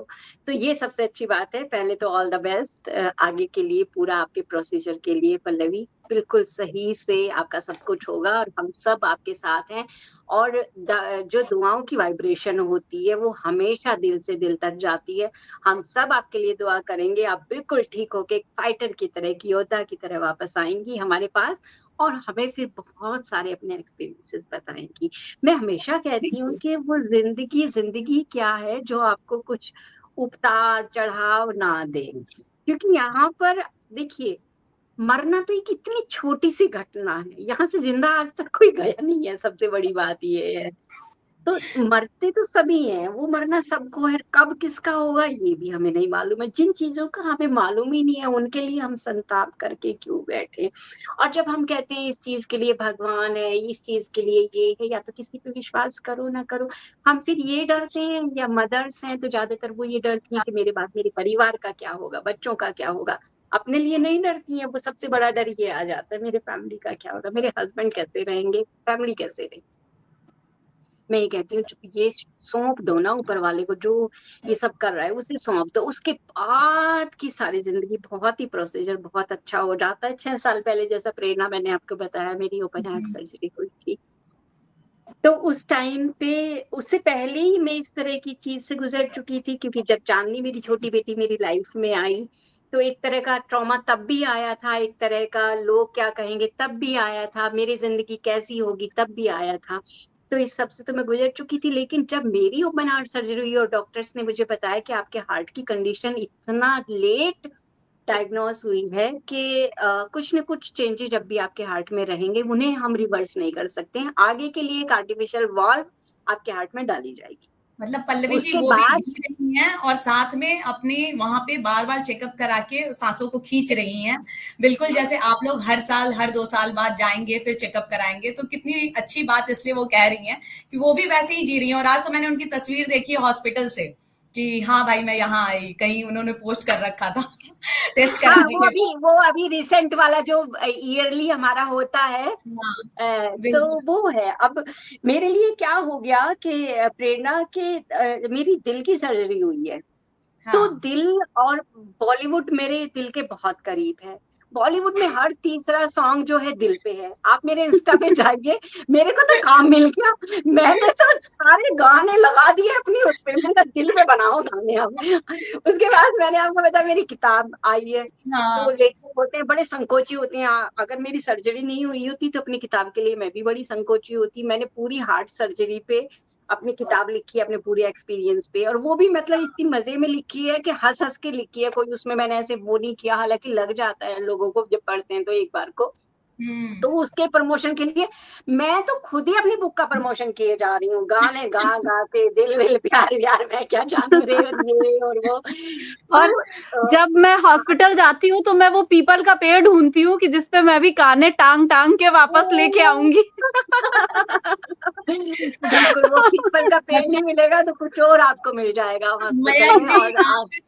गाने टांगने की कोई जगह तो मिलेगी मुझे भी। और मैं बताऊं मयंक जी, आपको लग रहा है कि ये कैंसर पर विमर्श हो रहा है और ये ओपन हार्ट सर्जरी, इन लोगों को सांत्वना की जरूरत भी है।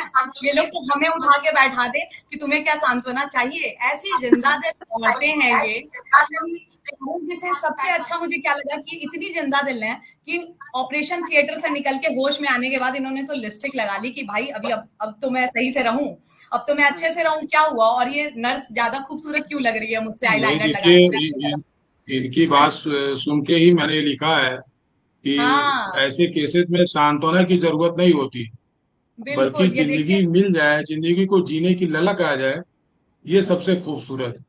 मतलब मैं इतनी खुश थी इन तीनों से बात करके कि जिंदगी की ललक बढ़ा देती हैं ये तीनों मिलके। जी जी जी बिल्कुल जी, बिल्कुल। और मैं तो ये कहूंगी पल्लवी को कि अपना जो बैग आप बनाए, अगर आप किसी सर्जरी के लिए जा रही हैं तो अपना जो बैग बनाए उसमें वो रेगुलर प्लेट, कटोरी, चम्मच का चाकू रखने की कोई जरूरत नहीं है, हॉस्पिटल वाले सब देते हैं। अपना मेकअप किट रखिएगा, अपने टूल्स रखिएगा, अपना एक स्पीकर रखिएगा जिसमें आप अपना गाने सुन सके, वो रखिएगा, ठीक है ना। और अपने जो भी उल जुलूल काम हो जो आपने कभी नहीं किए वो सब करिएगा, सबकी माफी है, जिंदा तो बच के आना ही है, बस उस बहाने से हमने वो काम कर लेने जिनको हमने वहां में मना किया होगा। थोड़ी बात करके हाँ बताएं पल्लवी जी। मैं एक बात शेयर करना चाहूंगी, मेरे दोस्त उन्होंने ये सारे इंतजाम करके भेजा है। किसी ने स्पीकर गिफ्ट किया है छोटा सा कि इसको जब हॉस्पिटल में जाओगी तो गाने सुनते रहना। मेरी फ्रेंड फिलोसफर गाइड, उन्होंने मुझे ये टर्बन बांधना सिखाया कि सुनो ये नॉर्मल टोपी वोपी मत लगाना, स्टाइल से रहना, बीमार पड़ी हो तो भी स्टाइल सीखना, और ये नॉर्मल ज्वेलरी पहनना छोड़ दो, ऑक्सीडाइज सिल्वर की ज्वेलरी पहनो।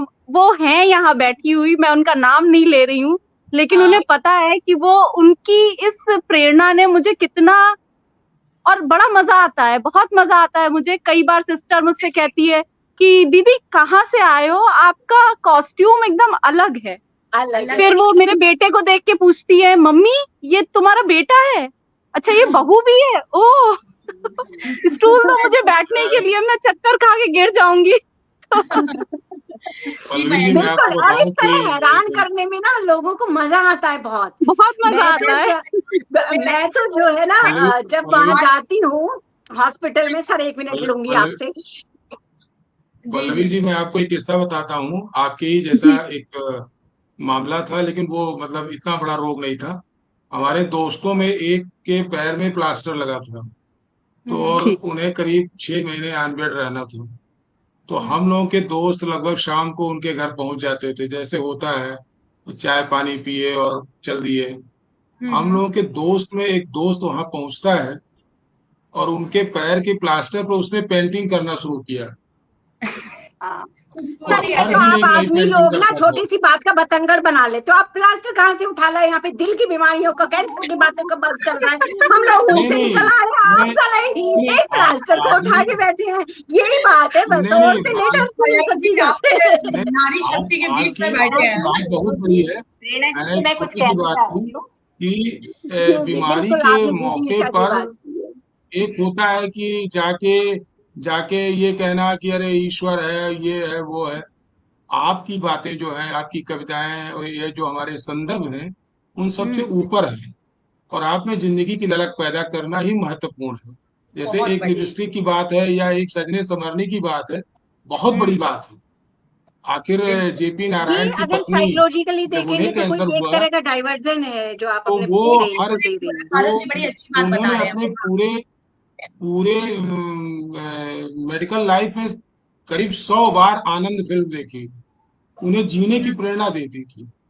हाँ तो बिल्कुल। कौन सी ये चीज किसको कब प्रभावित कर दी जाए, ये बहुत महत्वपूर्ण मुझे तो है। इन और तीन हमारा महिलाओं पे विमर्श भी बहुत उसी गर्व विषय हो पर गया है। है। जी। एक तो हम्म, बचाव, एक तो बचाव है जो कि डॉक्टर्स ने हमें बताया, लेकिन हम्म, अगर हो गया है तो उसमें से हम कैसे निकले, हम्म, बिल्कुल। और ये एक बहुत सबसे जरूरी बड़ी है। बात जो है, जी जिंदा बिल्कुल। दिली, जो ये पारुल जी, पल्लवी जी हाँ और रेणु जी में जो थोड़ी सी जिंदा सकुचाहट कहूंगी कि जो थी, वो आज अब खुल रही है। अब उन्हें और भी मुझे लगता है कि इस बात को वो खुल के रख पाएंगी।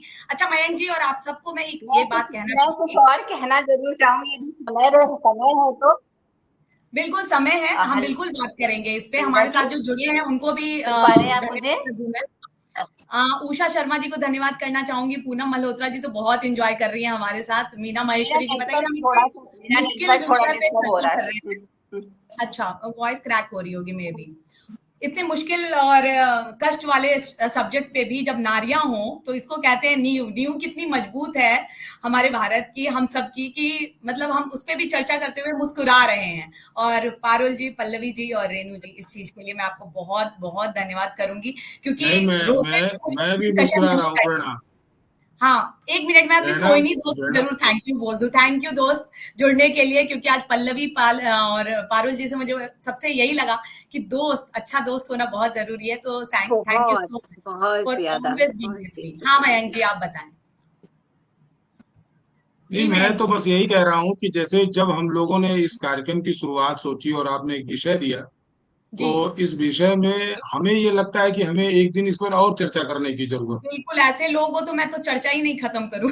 है। और क्योंकि देखिए इसमें क्या है ना कि जैसे हमने कोरोना में ये महसूस किया कि बहुत हम्म, से लोग टीका लगवाने से डर रहे थे, हाँ और कोरोना भी लगभग इतनी ही गंभीर बीमारी थी, क्योंकि मुझे और मेरी पत्नी दोनों को हुआ था। जैसे अभी इन्होंने एक बात कही कि हर दिन ये ईश्वर से प्रार्थना करना कि मैं कल का सुबह देख लूं, हम्म, तो कोरोना में भी लगभग यही हालत थी। ये बात अलग है कि वो थोड़े समय के लिए था।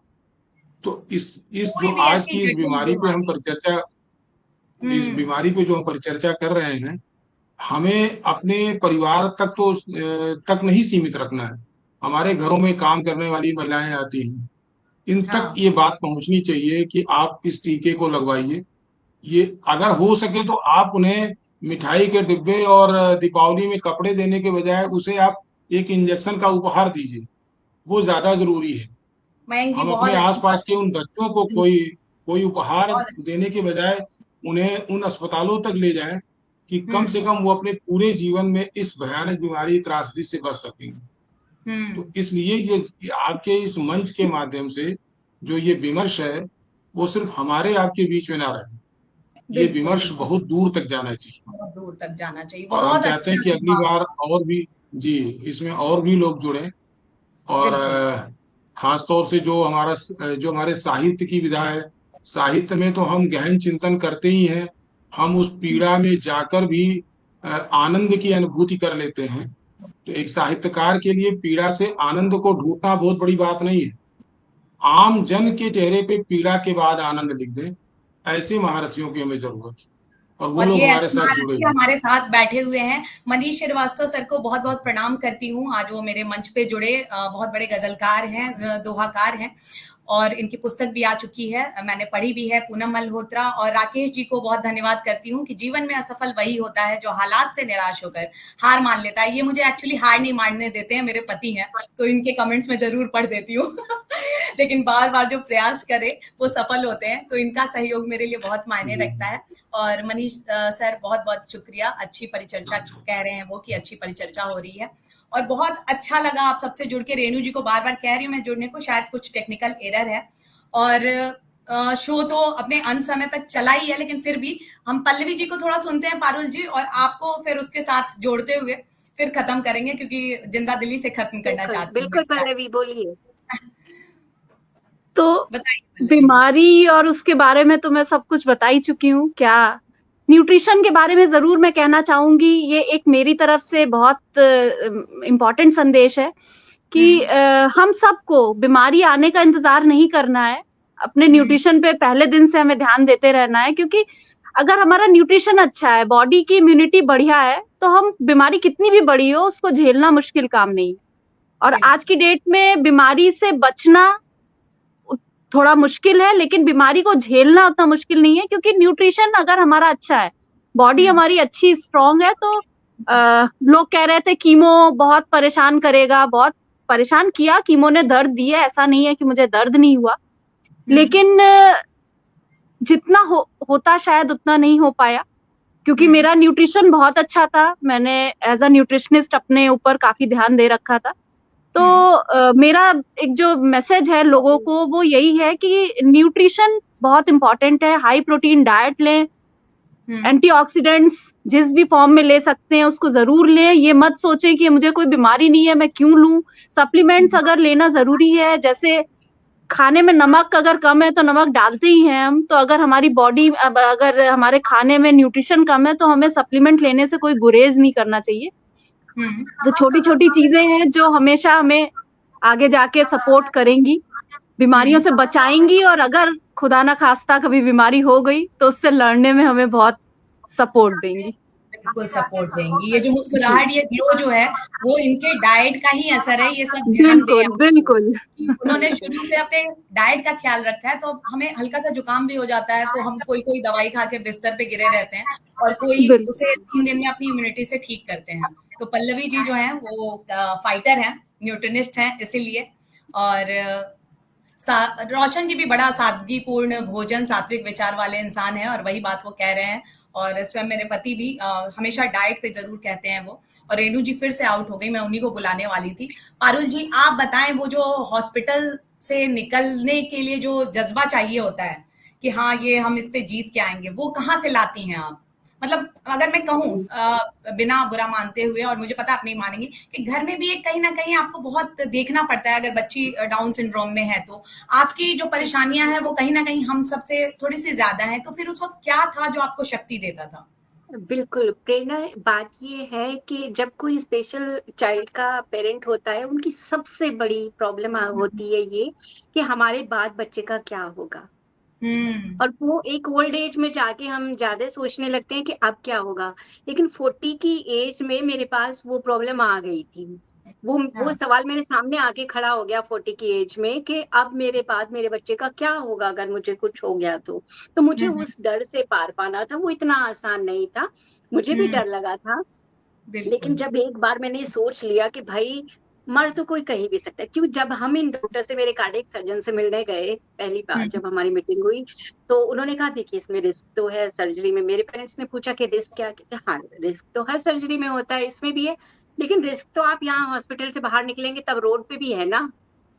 तो मेरी बात समझ में आ गई। मैंने कहा यार ये भी बात सही है, कोई कहीं भी जा सकता है, कभी भी जा सकता है, इस तरीके से जा रहे हैं। फिर मुझे ये चीज अच्छी लगी कि अगर यार ये सर्जरी में मैं निकल ली तो कितना आसान होगा। बूढ़ी होके, एक तो बूढ़े होके मरना, और पता नहीं कैसे मरूंगी, सर्जरी में निकल लूंगी तो बड़ा आसान से, दर्द भी नहीं होगा, तो ऐसे ही निकल लो। तो जब मैं आईसीयू में मेरी आंख खुली सर्जरी के बाद, मुझे बहुत गुस्सा आया अपने डॉक्टर्स पे। मैंने कहा यार ये तो कह रहे थे सर्जरी में भी 1% का डर है, ये तो मैं जिंदा बच के आ गई, अब मेरे को फिर वापस सारी जिंदगी जीनी पड़ेगी। अच्छा खासा निकल ली थी, तो बड़ा वो लगा। फिर दूसरी बात, वहाँ जो चारों तरफ मैं देखती थी, हॉस्पिटल है, दर्द तो देखो आता ही जाता रहता है, लेकिन दवाइयां हैं, सब कुछ है। तो नर्सों को या डॉक्टर्स को मैं देखती थी, तो मैं ना अपने लिए बड़ा ऐसा फील करती थी, मैं बड़ी सेलिब्रिटी हूँ, कोई क्वीन हूँ कहीं की, और मैं लेटी हुई और ये सब इतनी पढ़ लिख के मेरे लिए काम कर रहे थे।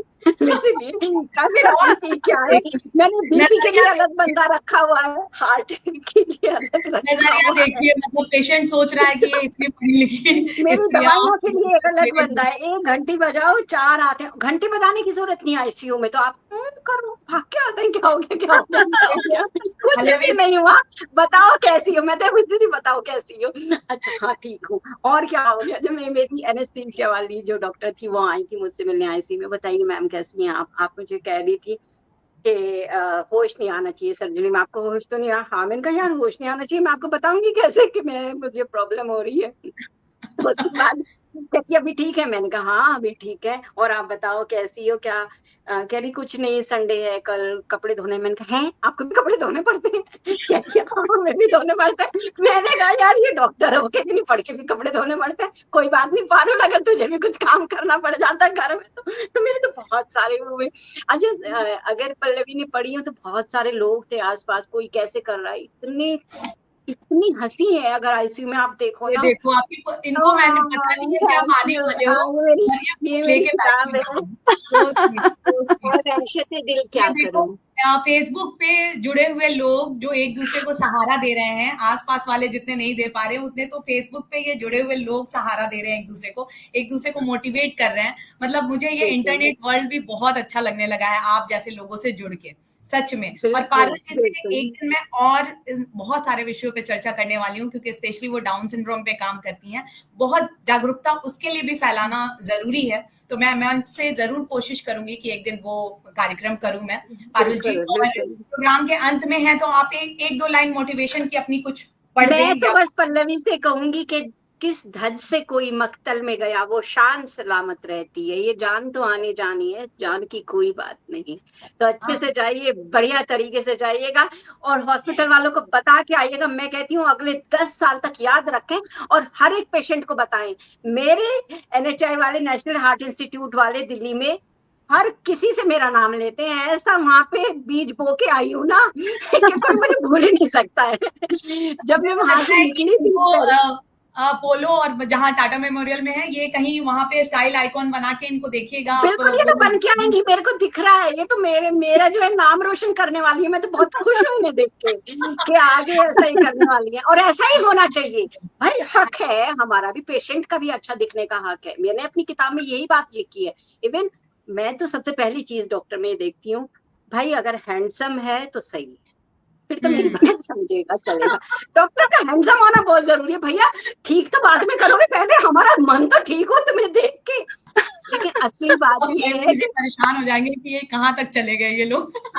मोटिवेशन डॉक्टर का हैंडसम होना इसलिए जरूरी है कि उसका हैंडसम होना का मतलब ये है प्रेरणा कि उसकी आंखें आपको बता रही हूँ कि आपकी प्रॉब्लम को मैं समझ रहा हूँ, आप ठीक हो जाएंगे। डॉक्टर का हैंडसम होने का मतलब ये है कि अब आप मेरे पास आ गए, मुझ पे विश्वास रखिए। जब डॉक्टर की आंख आपको ये कहती है तो वो डॉक्टर हैंडसम है, वो चाहे लेडी हो, वो चाहे। मैं ये भावना समझ गई थी आपकी। और मैं आपको बोलूं पारुल जी, आप सबको सुन के, राजीव रोशन जी हैं, बहुत अच्छे राइटर भी हैं और अपना कोचिंग इंस्टीट्यूट चलाते हैं, और इनके फादर उसमें है, बॉलीवुड में है डायरेक्टर। तो आपको सुन के अच्छा लगा इसलिए बता रही हूँ। और वो बड़ा मतलब पढ़ के मुझे लगता है कि आई विश यदि ये कार्यक्रम पिछले साल दिसंबर में हुए होते तो मैं आप लोगों को अपनी नानी से बात करवाता, जो कैंसर से जूझ रही थी, और बहुत खुश रहती वो आप लोगों को देखकर। सच में मुझे भी वही लगता है कि ऐसे लोगों तक हमारा कार्यक्रम पहुंचे जो जिंदा दिली से बात करते हो और मैं अपना सौभाग्य मानती हूँ कि कैसे मैं आप सबसे जुड़ते चली गई। पूनम मल्होत्रा जी का शुक्रिया करती हूँ कि वो पल्लवी जी से जुड़ी, और आपका पल्लवी जी शुक्रिया करती हूँ कि आपके कारण मुझे पारुल जी जैसे हीरा मिली हैं, जिनसे बात करके मेरा मन प्रसन्न हुआ, और मेरे कार्यक्रम में रहेंगी ये। अब हम इसको अंत की तरफ ले चलते हैं। मैंने 4 पंक्तियां लिखी हैं जाते जाते कहने के लिए, लेकिन पहले कहूंगी कि मयंक जी आप क्या कहना चाहते हैं, और उसके बाद मैं 4 पंक्तियां आज ही शाम में लिखी हूँ ये सोच के, इसलिए जरूर सुनाते हुए इस कार्यक्रम का 4 पंक्तियां मैं भी कहना चाहूंगी, लेकिन पहले मयंक जी। जी मयंक जी आप बताइए पहले। जी आप लोग 4 पंक्तियां कहो, क्योंकि आज आप लोग को सुनने का दिन है। पारुल जी ने जैसा कहा कि भाई हम लोगों की भूमिका ये है कि आप लोग खुश रहें। पहली भूमिका तो ये होती है किसी भी घर में किसी भी जेंट्स की, कि आप लोग खुश रहें, क्योंकि आपकी खुशियों के आंगन पर ही रिश्तों के सारे परिधान सूखते हैं, लहराते हैं, और उनमें से खुशियां निकलती। आप नहीं है तो समझ लीजिए घर के 30 त्योहार, आंगन, घर द्वार, मुहारा सब बेकार होता है। तो सबसे पहले तो ये है कि आप लोग अगर खुश हैं तो हम भी खुश हैं। दूसरी चीज ये है कि प्रेरणा भी मुझे इस फेसबुक से मिली हुई है, और हम लोग साहित्य के कई कार्यक्रमों में जुड़े, और हर बार हम लोग साहित्य के परिधि से निकलकर भी तमाम चर्चाएं की। अच्छी बात यह है कि हम आज एक बहुत ही बड़े मुद्दे पर बात कर रहे हैं, और वहां पर भी अगर हमें पारुल जी जैसी साहित्यकार अपने किताबों के जरिए हमें मिलती है, तो कहीं ना कहीं हमारा साहित्य इतना बृहद है कि वो हर आंख के आंसू छोड़िए वो दिल में गुदगुदी भी कर देता है। और कुछ हमने पारुल जी के किरदार में यही देखा कि वो कहते हैं ना कि किसी दुखी आदमी को उसमें हंसी का स्वभाव दे देना, ये इनके किरदार की खूबी है। तो हम तो ऐसे ही चाहेंगे कि हर बार जो हमारा कार्यक्रम हो तो हम ऐसे लोगों को ले आवें कि हर आदमी इसमें खुश हो। आज भाई साहब ने कमेंट किया पहली बार, तो प्रेरणा जी के पति जी ने बहुत दिन बाद इस पर कमेंट किया, मुझे बड़ा अच्छा लगा। हाँ। कि टेक्निकल वो हमारे साथ तो जुड़े हुए हैं, लेकिन वो हमें अपनी दुआएं दे रहे हैं, तो ये एक बहुत अच्छी बात है। क्योंकि देखिए हम कहीं किसी के दरबार में जाते हैं तो वहां से क्या लेके आते हैं। जो पारुल ने अपनी किताबों में लिखा है, सही मानिए तो वो दुआओं की ताबीज जो हमें तमाम बुरी बातों से हमें बचाती है। बिल्कुल। तो हमें तो ऐसे लोगों की जरूरत है।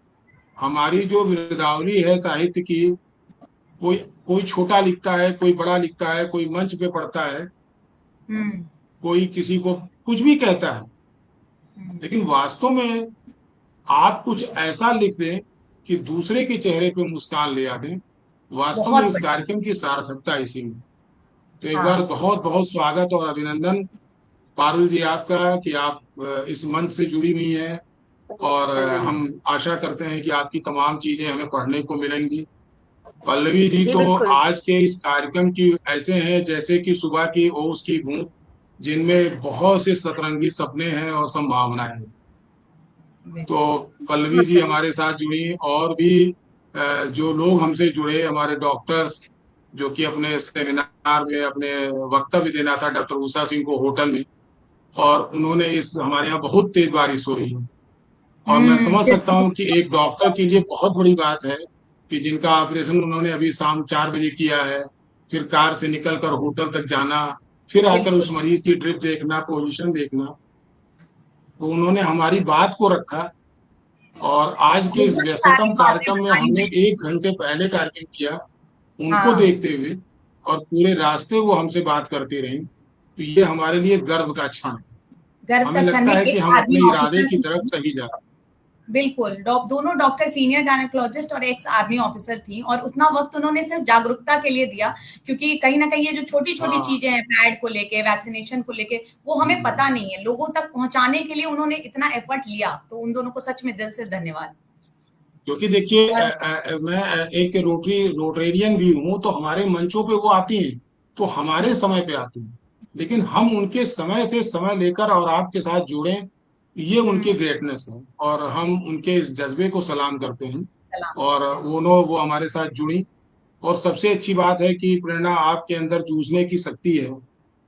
आप मेरे जैसे जिनकी दिनचर्या बहुत अच्छी नहीं है, मुझसे भी आप काम करवा ले रही हैं, तो आपको शुक्रिया कि मतलब जैसे जो आदमी अपनी पंक्तियों को लिखकर भूल जाए कि अगला क्या लिखा, उसको भी आप जोड़ लें मेरे जैसे। मैं क्या कहूँ अपने को, मैं तो बहुत बताती हूँ अच्छी बात मयंक है। जी, पल्लवी जी और पारुल जी और आप सबको बताना चाहूंगी कि ये आकाशवाणी, दूरदर्शन वगैरह पे कहाँ कहाँ मंच संचालन कर चुके हैं और कब से कर रहे हैं सरकारी कार्यक्रमों में। मैं वो हिसाब किताब नहीं दूंगी, नहीं तो उनकी उम्र का पता चल जाएगा। और मतलब आशा भोसले और इन लोगों का इंटरव्यू लिया है उन्होंने, कब का लता मंगेशकर का लिया है। आज मेरे मार्गदर्शक हैं, लेकिन मैं सच में उनसे जो काम कराती हूँ ना, मैं मान के चलती हूँ कि मैं छोटी हूँ या बड़ी, मैं ध्यान नहीं रखती हूँ और मैं बिल्कुल उनको अपना सहयोगी मान के और उनसे काम कराती हूँ। ये बिल्कुल सही कह रहे हैं वो कि बहुत परेशान करती हूँ, लेकिन बहुत धन्यवाद आपका मयंक जी मुझे झेलने के लिए, क्योंकि ऐसे मंचों पे कार्यक्रम करने के लिए और लोगों तक बात पहुंचाने के लिए ना करना पड़ता है इस तरीके से, क्योंकि मैं जैसे चाहती हूँ जैसे लोग। देखिए, तारीफ करना एक अलग चीज है, लेकिन इसके पीछे के सारे सवाल, सारे जवाब, आज स्त्रियों से संबंधित कार्यक्रम था तो उनकी शुचिता और निजता के बीच के संवादों को ढकना। और खास तौर से पारुल जी जब इसमें आ गई, तो पारुल जी ने आके जैसे कि एक अंधेरी रात के पीछे एक चांदनी का खिलना और जमीन पर उतरना, तो हमारे लिए तो बिल्कुल वैसे ही है, मैंने क्योंकि कोई हमारे शरारत की है तो मैं साहित्य क्षमा से जुड़ी चाहती हूँ, हैं। मैं ऐसी ही हूँ, क्या करूँ। नहीं, अभी आपको एक बार और मयंक जी को झेलना होगा और मयंक जी को आपको झेलना होगा, क्योंकि मैं तो करूंगी डाउन सिंड्रोम पे कार्यक्रम, तो वो किस कार्यक्रम बात के होने लिए वाला आप क्षमा मांग रही हैं? किस बात के लिए आप क्षमा मांग रही हैं? मयंक जी, क्योंकि हाँ, किस बात के लिए क्षमा मांग रही हैं? आपने बिल्कुल सही कहा। उन्होंने एक प्लास्टर की बात ला दी, यहाँ लोग कैंसर से जूझ रहे हैं, वो प्लास्टर का एग्जाम्पल दे नहीं रहे नहीं नहीं, हैं। वो उतना मैटर नहीं है। देखिए, मैं समझ रही हूँ उससे मयंक हमारे कार्यक्रम में एक अलग सा आनंद आया आनंद कि आ हम एक वही मैं पारिवारिक चाहती थी। वातावरण रहे। और वरना बिल्कुल हम बने बनाए ऐसे बैठे रहते और कुछ नहीं, वो सवाल बने नाराजगी बने आपने बनाए दूर और कर दी, जवाब फिर देने आपने की। जब कह दिया ना कि आप सबका घर हम लोगों से चलता है, तो वो नाराजगी आपने दूर कर दी, वो कह बिल्कुल बिल्कुल अच्छा बिल्कुल, चले, कोई हम थोड़ी नाराजगी देर नहीं। मयंक जी, नहीं समय, क्योंकि रेणु जी बार बार जुड़ नहीं पा रही हैं, तो उनका कुछ जरूर सुन लेते हैं। या तो वो स्पंदन के बारे में कुछ बताना चाहती हैं, या हाँ, तो उनका रेणु जी का कुछ नेटवर्क का इशू है कुछ, अभी भी उनकी स्क्रीन बिल्कुल साफ नहीं दिख रही। बिल्कुल, मैं उनकी कविता रखी हुई नहीं हूँ, नहीं तो मैं आप लोग से साझा करती। बहुत बड़ी बात है कि रेणु जी की जो कविता है वो अपोलो स्पंदन में उनकी कविता को टैगलाइन बनाया गया, आओ उन्हें जीना सिखाते हैं, आओ उन्हें जीना सिखला दे, इंद्रधनुष सा रंग सजाकर कांटों में भी सुमन खिला दे, आशा को विश्वास बनाकर उम्मीदों की ज्योत जला दे, आओ उन्हें जीना सिखला दे। और वो स्पंदन उन्होंने जो शुरुआत की है काउंसलिंग के लिए, एक्चुअली इन लोगों ने शुरुआत की है, मैं बता देती हूँ क्योंकि वो बार बार जुड़ नहीं पा रही हैं। काउंसलिंग के लिए उन लोगों ने ये शुरुआत की क्योंकि कैंसर पेशेंट्स को क्या है, उन्होंने जो झेला, वो सबसे बड़ी बात ये थी कि उन्हें कोई बताने वाला नहीं था कि आज ये ट्रीटमेंट हो रहा है, आज ये ऑपरेशन हो रहा है और ऐसा होगा तुम्हारे साथ, इसके बाद टेस्ट बढ़ जाएंगे या बाल जाएंगे, उनको ये बताने वाला कोई नहीं था। तो उन्होंने इस चीज को बहुत महसूस किया। और स्पंदन जो अपोलो पे उनका वीडियो भी है उनके पटल पर, वो मैंने शेयर नहीं किया क्योंकि उनसे ही सुनना चाहती थी मैं उनकी दास्तान। तो रेणु जी ने स्पंदन के लिए कई वीडियोस भी प्रमोशन में डाले हैं अपनी कहानी सुनाते हुए। वो लोगों को काउंसलिंग देती हैं, जो ठीक हो चुके हैं उन्हें भी काउंसलिंग देती हैं स्पंदन के थ्रू, क्योंकि बहुत जरूरी है। ऐसा नहीं है कि ठीक हो जाने के बाद वो इंसान ठीक ही हो गया, फिर उसे चेकअप कराना है, फिर उसे जाना है उसके इसमें एक डर सा अंदर जो मन में है, उसको ये लोग दूर करते हैं एक्चुअली। तो रेणु जी क्योंकि बार बार जुड़ नहीं पा रही हैं, इसलिए मैंने उनकी कविता की चंद पंक्तियां पढ़ दी। अब पल्लवी जी आप कुछ सुना दें, फिर मैं कार्यक्रम अंत करूंगी। जी तो स्वागत। सबसे पहले तो इस मंच से मैं अपने परिवार, मेरा परिवार, मेरे भाई भाभियां, जिन्होंने मुझे बहुत बहुत सहारा जिनका है, जिसकी वजह से मैं यहाँ पे मुस्कुराते हुए बैठी हुई हूँ, और मेरे बहुत सारे दोस्त, मेरे बहुत प्यारे बहुत सारे दोस्त, जिन्होंने किसी मुश्किल में मुझे अकेला नहीं छोड़ा, उन सब का बहुत बहुत धन्यवाद। मेरी जिंदगी में होने के लिए उन सब का बहुत तहे दिल से शुक्रिया। और आपका, प्रेरणा जी, जिन्होंने मुझे यहाँ बुलाया, पारुल जी, आपकी किताब पढ़ के मुझे इतना अच्छा लगा, इतना एक जो चल रहा था मेरे दिमाग में द्वंद, वो जैसे छट गया। बहुत मेरे दोस्त मुझे बोलते रहते थे कि ऐसे करो ऐसे करो, मुझे लगता था कि अरे यार ऐसे करना, कहीं कोई मुझे हंसेगा कोई कुछ, लेकिन आपकी किताब पढ़ने के बाद लगा कि नहीं यार, ये मरना तो सभी को है, सब ऑपरेशन थिएटर में थोड़ी मरते हैं, कुछ लोग सड़क पे भी मरते हैं। तो ठीक है, ये भी एक वो है। तो मेरी 4 लाइनें, लेखन सफल हो गया ना, एक भी बंदे को ऐसा सुन लिया, मेरी तो जिंदगी सफल हो गई आज। पर वो भी जो 3 दिन बाद ऑपरेशन कराने जा रही हैं, उनको पढ़ के आपसे इतना मोटिवेशन मिला। वो कह रही है इससे बड़ा कुछ नहीं हो सकता। अब मुझे लग रहा है मैंने इतना टाइम क्यों लगाया ये किताब लिखने में, मेरी तो सफल हो गई। और आपसे इंस्पायर होके वैसे मैं डायरी लिखती हूँ, डेली लिखती हूँ डायरी। मेरे कुछ फ्रेंड्स हैं जो मुझे कभी एक दिन भी छोड़ते नहीं है कि तुमने आज नहीं लिखा। और हो सकता है 1 साल बाद या कुछ समय के बाद मैं अपनी बुक भी पब्लिश करा लूं, जैसे आपकी एक बुक आई है हंसती खिलखिलाती हुई, वैसी हल्की फुल्की हंसती हुई बुक एक मेरी भी आएगी, जिसमें बहुत सारी बातें कैंसर के बारे में होंगी। तो कोशिश है, मेरी कोशिश यही है। तो ज्यादा समय नहीं लूंगी क्योंकि समय ऑलरेडी बहुत ज्यादा हो गया है। छोटी सी 4 पंक्तियां मैं पढ़ूंगी केवल। उम्र की कश्ती वक्त के दरिया में यूं ही बहती जाएगी, उम्र की कश्ती वक्त के दरिया में यूं ही बढ़ती जाएगी, कतरा कतरा पल पल रह जाएंगे उम्र के निशान बाकी। वक्त की लहरों पे चलकर लड़खड़ाकर संभल कर, वक्त की लहरों पे चलकर लड़खड़ाकर संभल कर, जिंदगी यूं ही मुस्कुराने की जिद है अपनी, जिंदगी यूं ही मुस्कुराने की जिद है अपनी। ऐसे ही जिद्दी बने रहिए पल्लवी जी, बिल्कुल आपकी बहुत अच्छी जिद, ऐसी ही जिद करनी चाहिए। और कार्यक्रम को समापन की तरफ ले जाते हुए पहले तो श्रोताओं का बहुत धन्यवाद करूंगी, लगातार जुड़ के आप लोग के लिए दुआएं कर रहे हैं पल्लवी जी, मेरे लिए बहुत मायने रखता है। अगर मेरे मन से आपको इतनी सारी दुआएं मिली है ना, तो आप मुस्कुराते हुए ही आइएगा। और बहुत अच्छा लगा मुझे आप सबसे जुड़ के, और पारुल जी ने एक रौनक लाई मंच पर, मुस्कुराहट और बिखेर दी है। और क्योंकि आज ये स्त्री विशेष था, मतलब मैंने स्त्रियों के ही कैंसर पर बहुत ज्यादा चर्चा की, तो मेरे मन में एक विचार आया कि कहीं ना कहीं ये जो स्त्रियां होती हैं यही नींव बनकर घर संभाल रही होती हैं और खुद को ही भूल जाती हैं। तो ऐसा नहीं है कि उन्हें कोई बीमारी होगी या कैंसर होगा तो वो इससे निकलेंगे नहीं। लेकिन मैं क्या कहना चाहती हूँ सबसे, पूनम मल्होत्रा जी, राकेश जी सब आपको दुआएं दे रहे हैं, मैं सबसे क्या कहना चाहूंगी कि सुनो, मेरी एक कविता है जिसको मैंने थोड़ा सा बदल दिया है कि सुनो तुमने उसे देखा तो है मगर देखा नहीं है, सुनो तुमने उसे देखा तो है मगर देखा नहीं है, वो जिसने सबको संभाला क्या वो हार जाएगी, वो जिसने सबको संभाला क्या वो हार जाएगी, जिसने तुम्हें हंसना सिखाया वो क्या आंसू पोंछ ना पाएगी, वो क्या आंसू ना पोंछ पाएगी, वो सब कर लेगी, वो आंसुओं से इंद्रधनुष बना लेगी, वो आंसुओं से धनुष बना लेगी।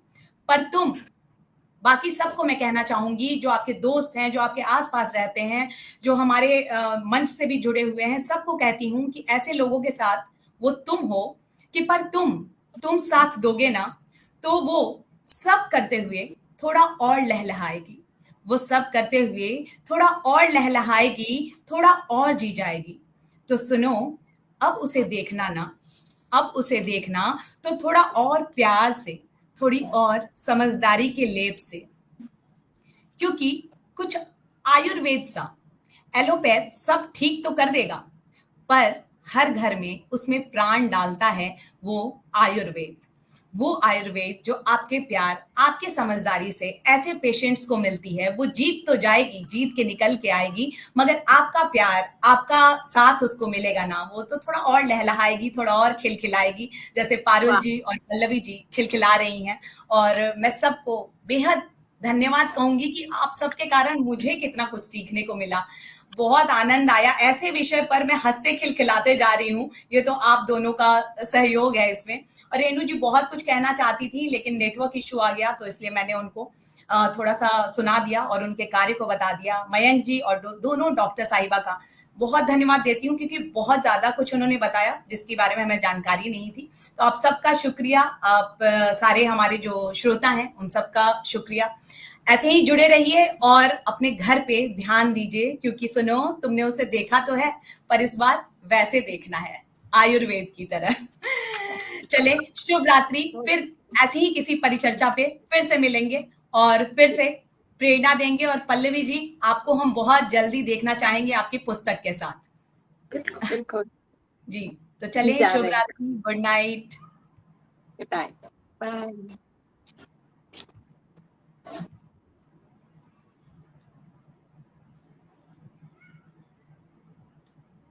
मयंक जी, आप हैं?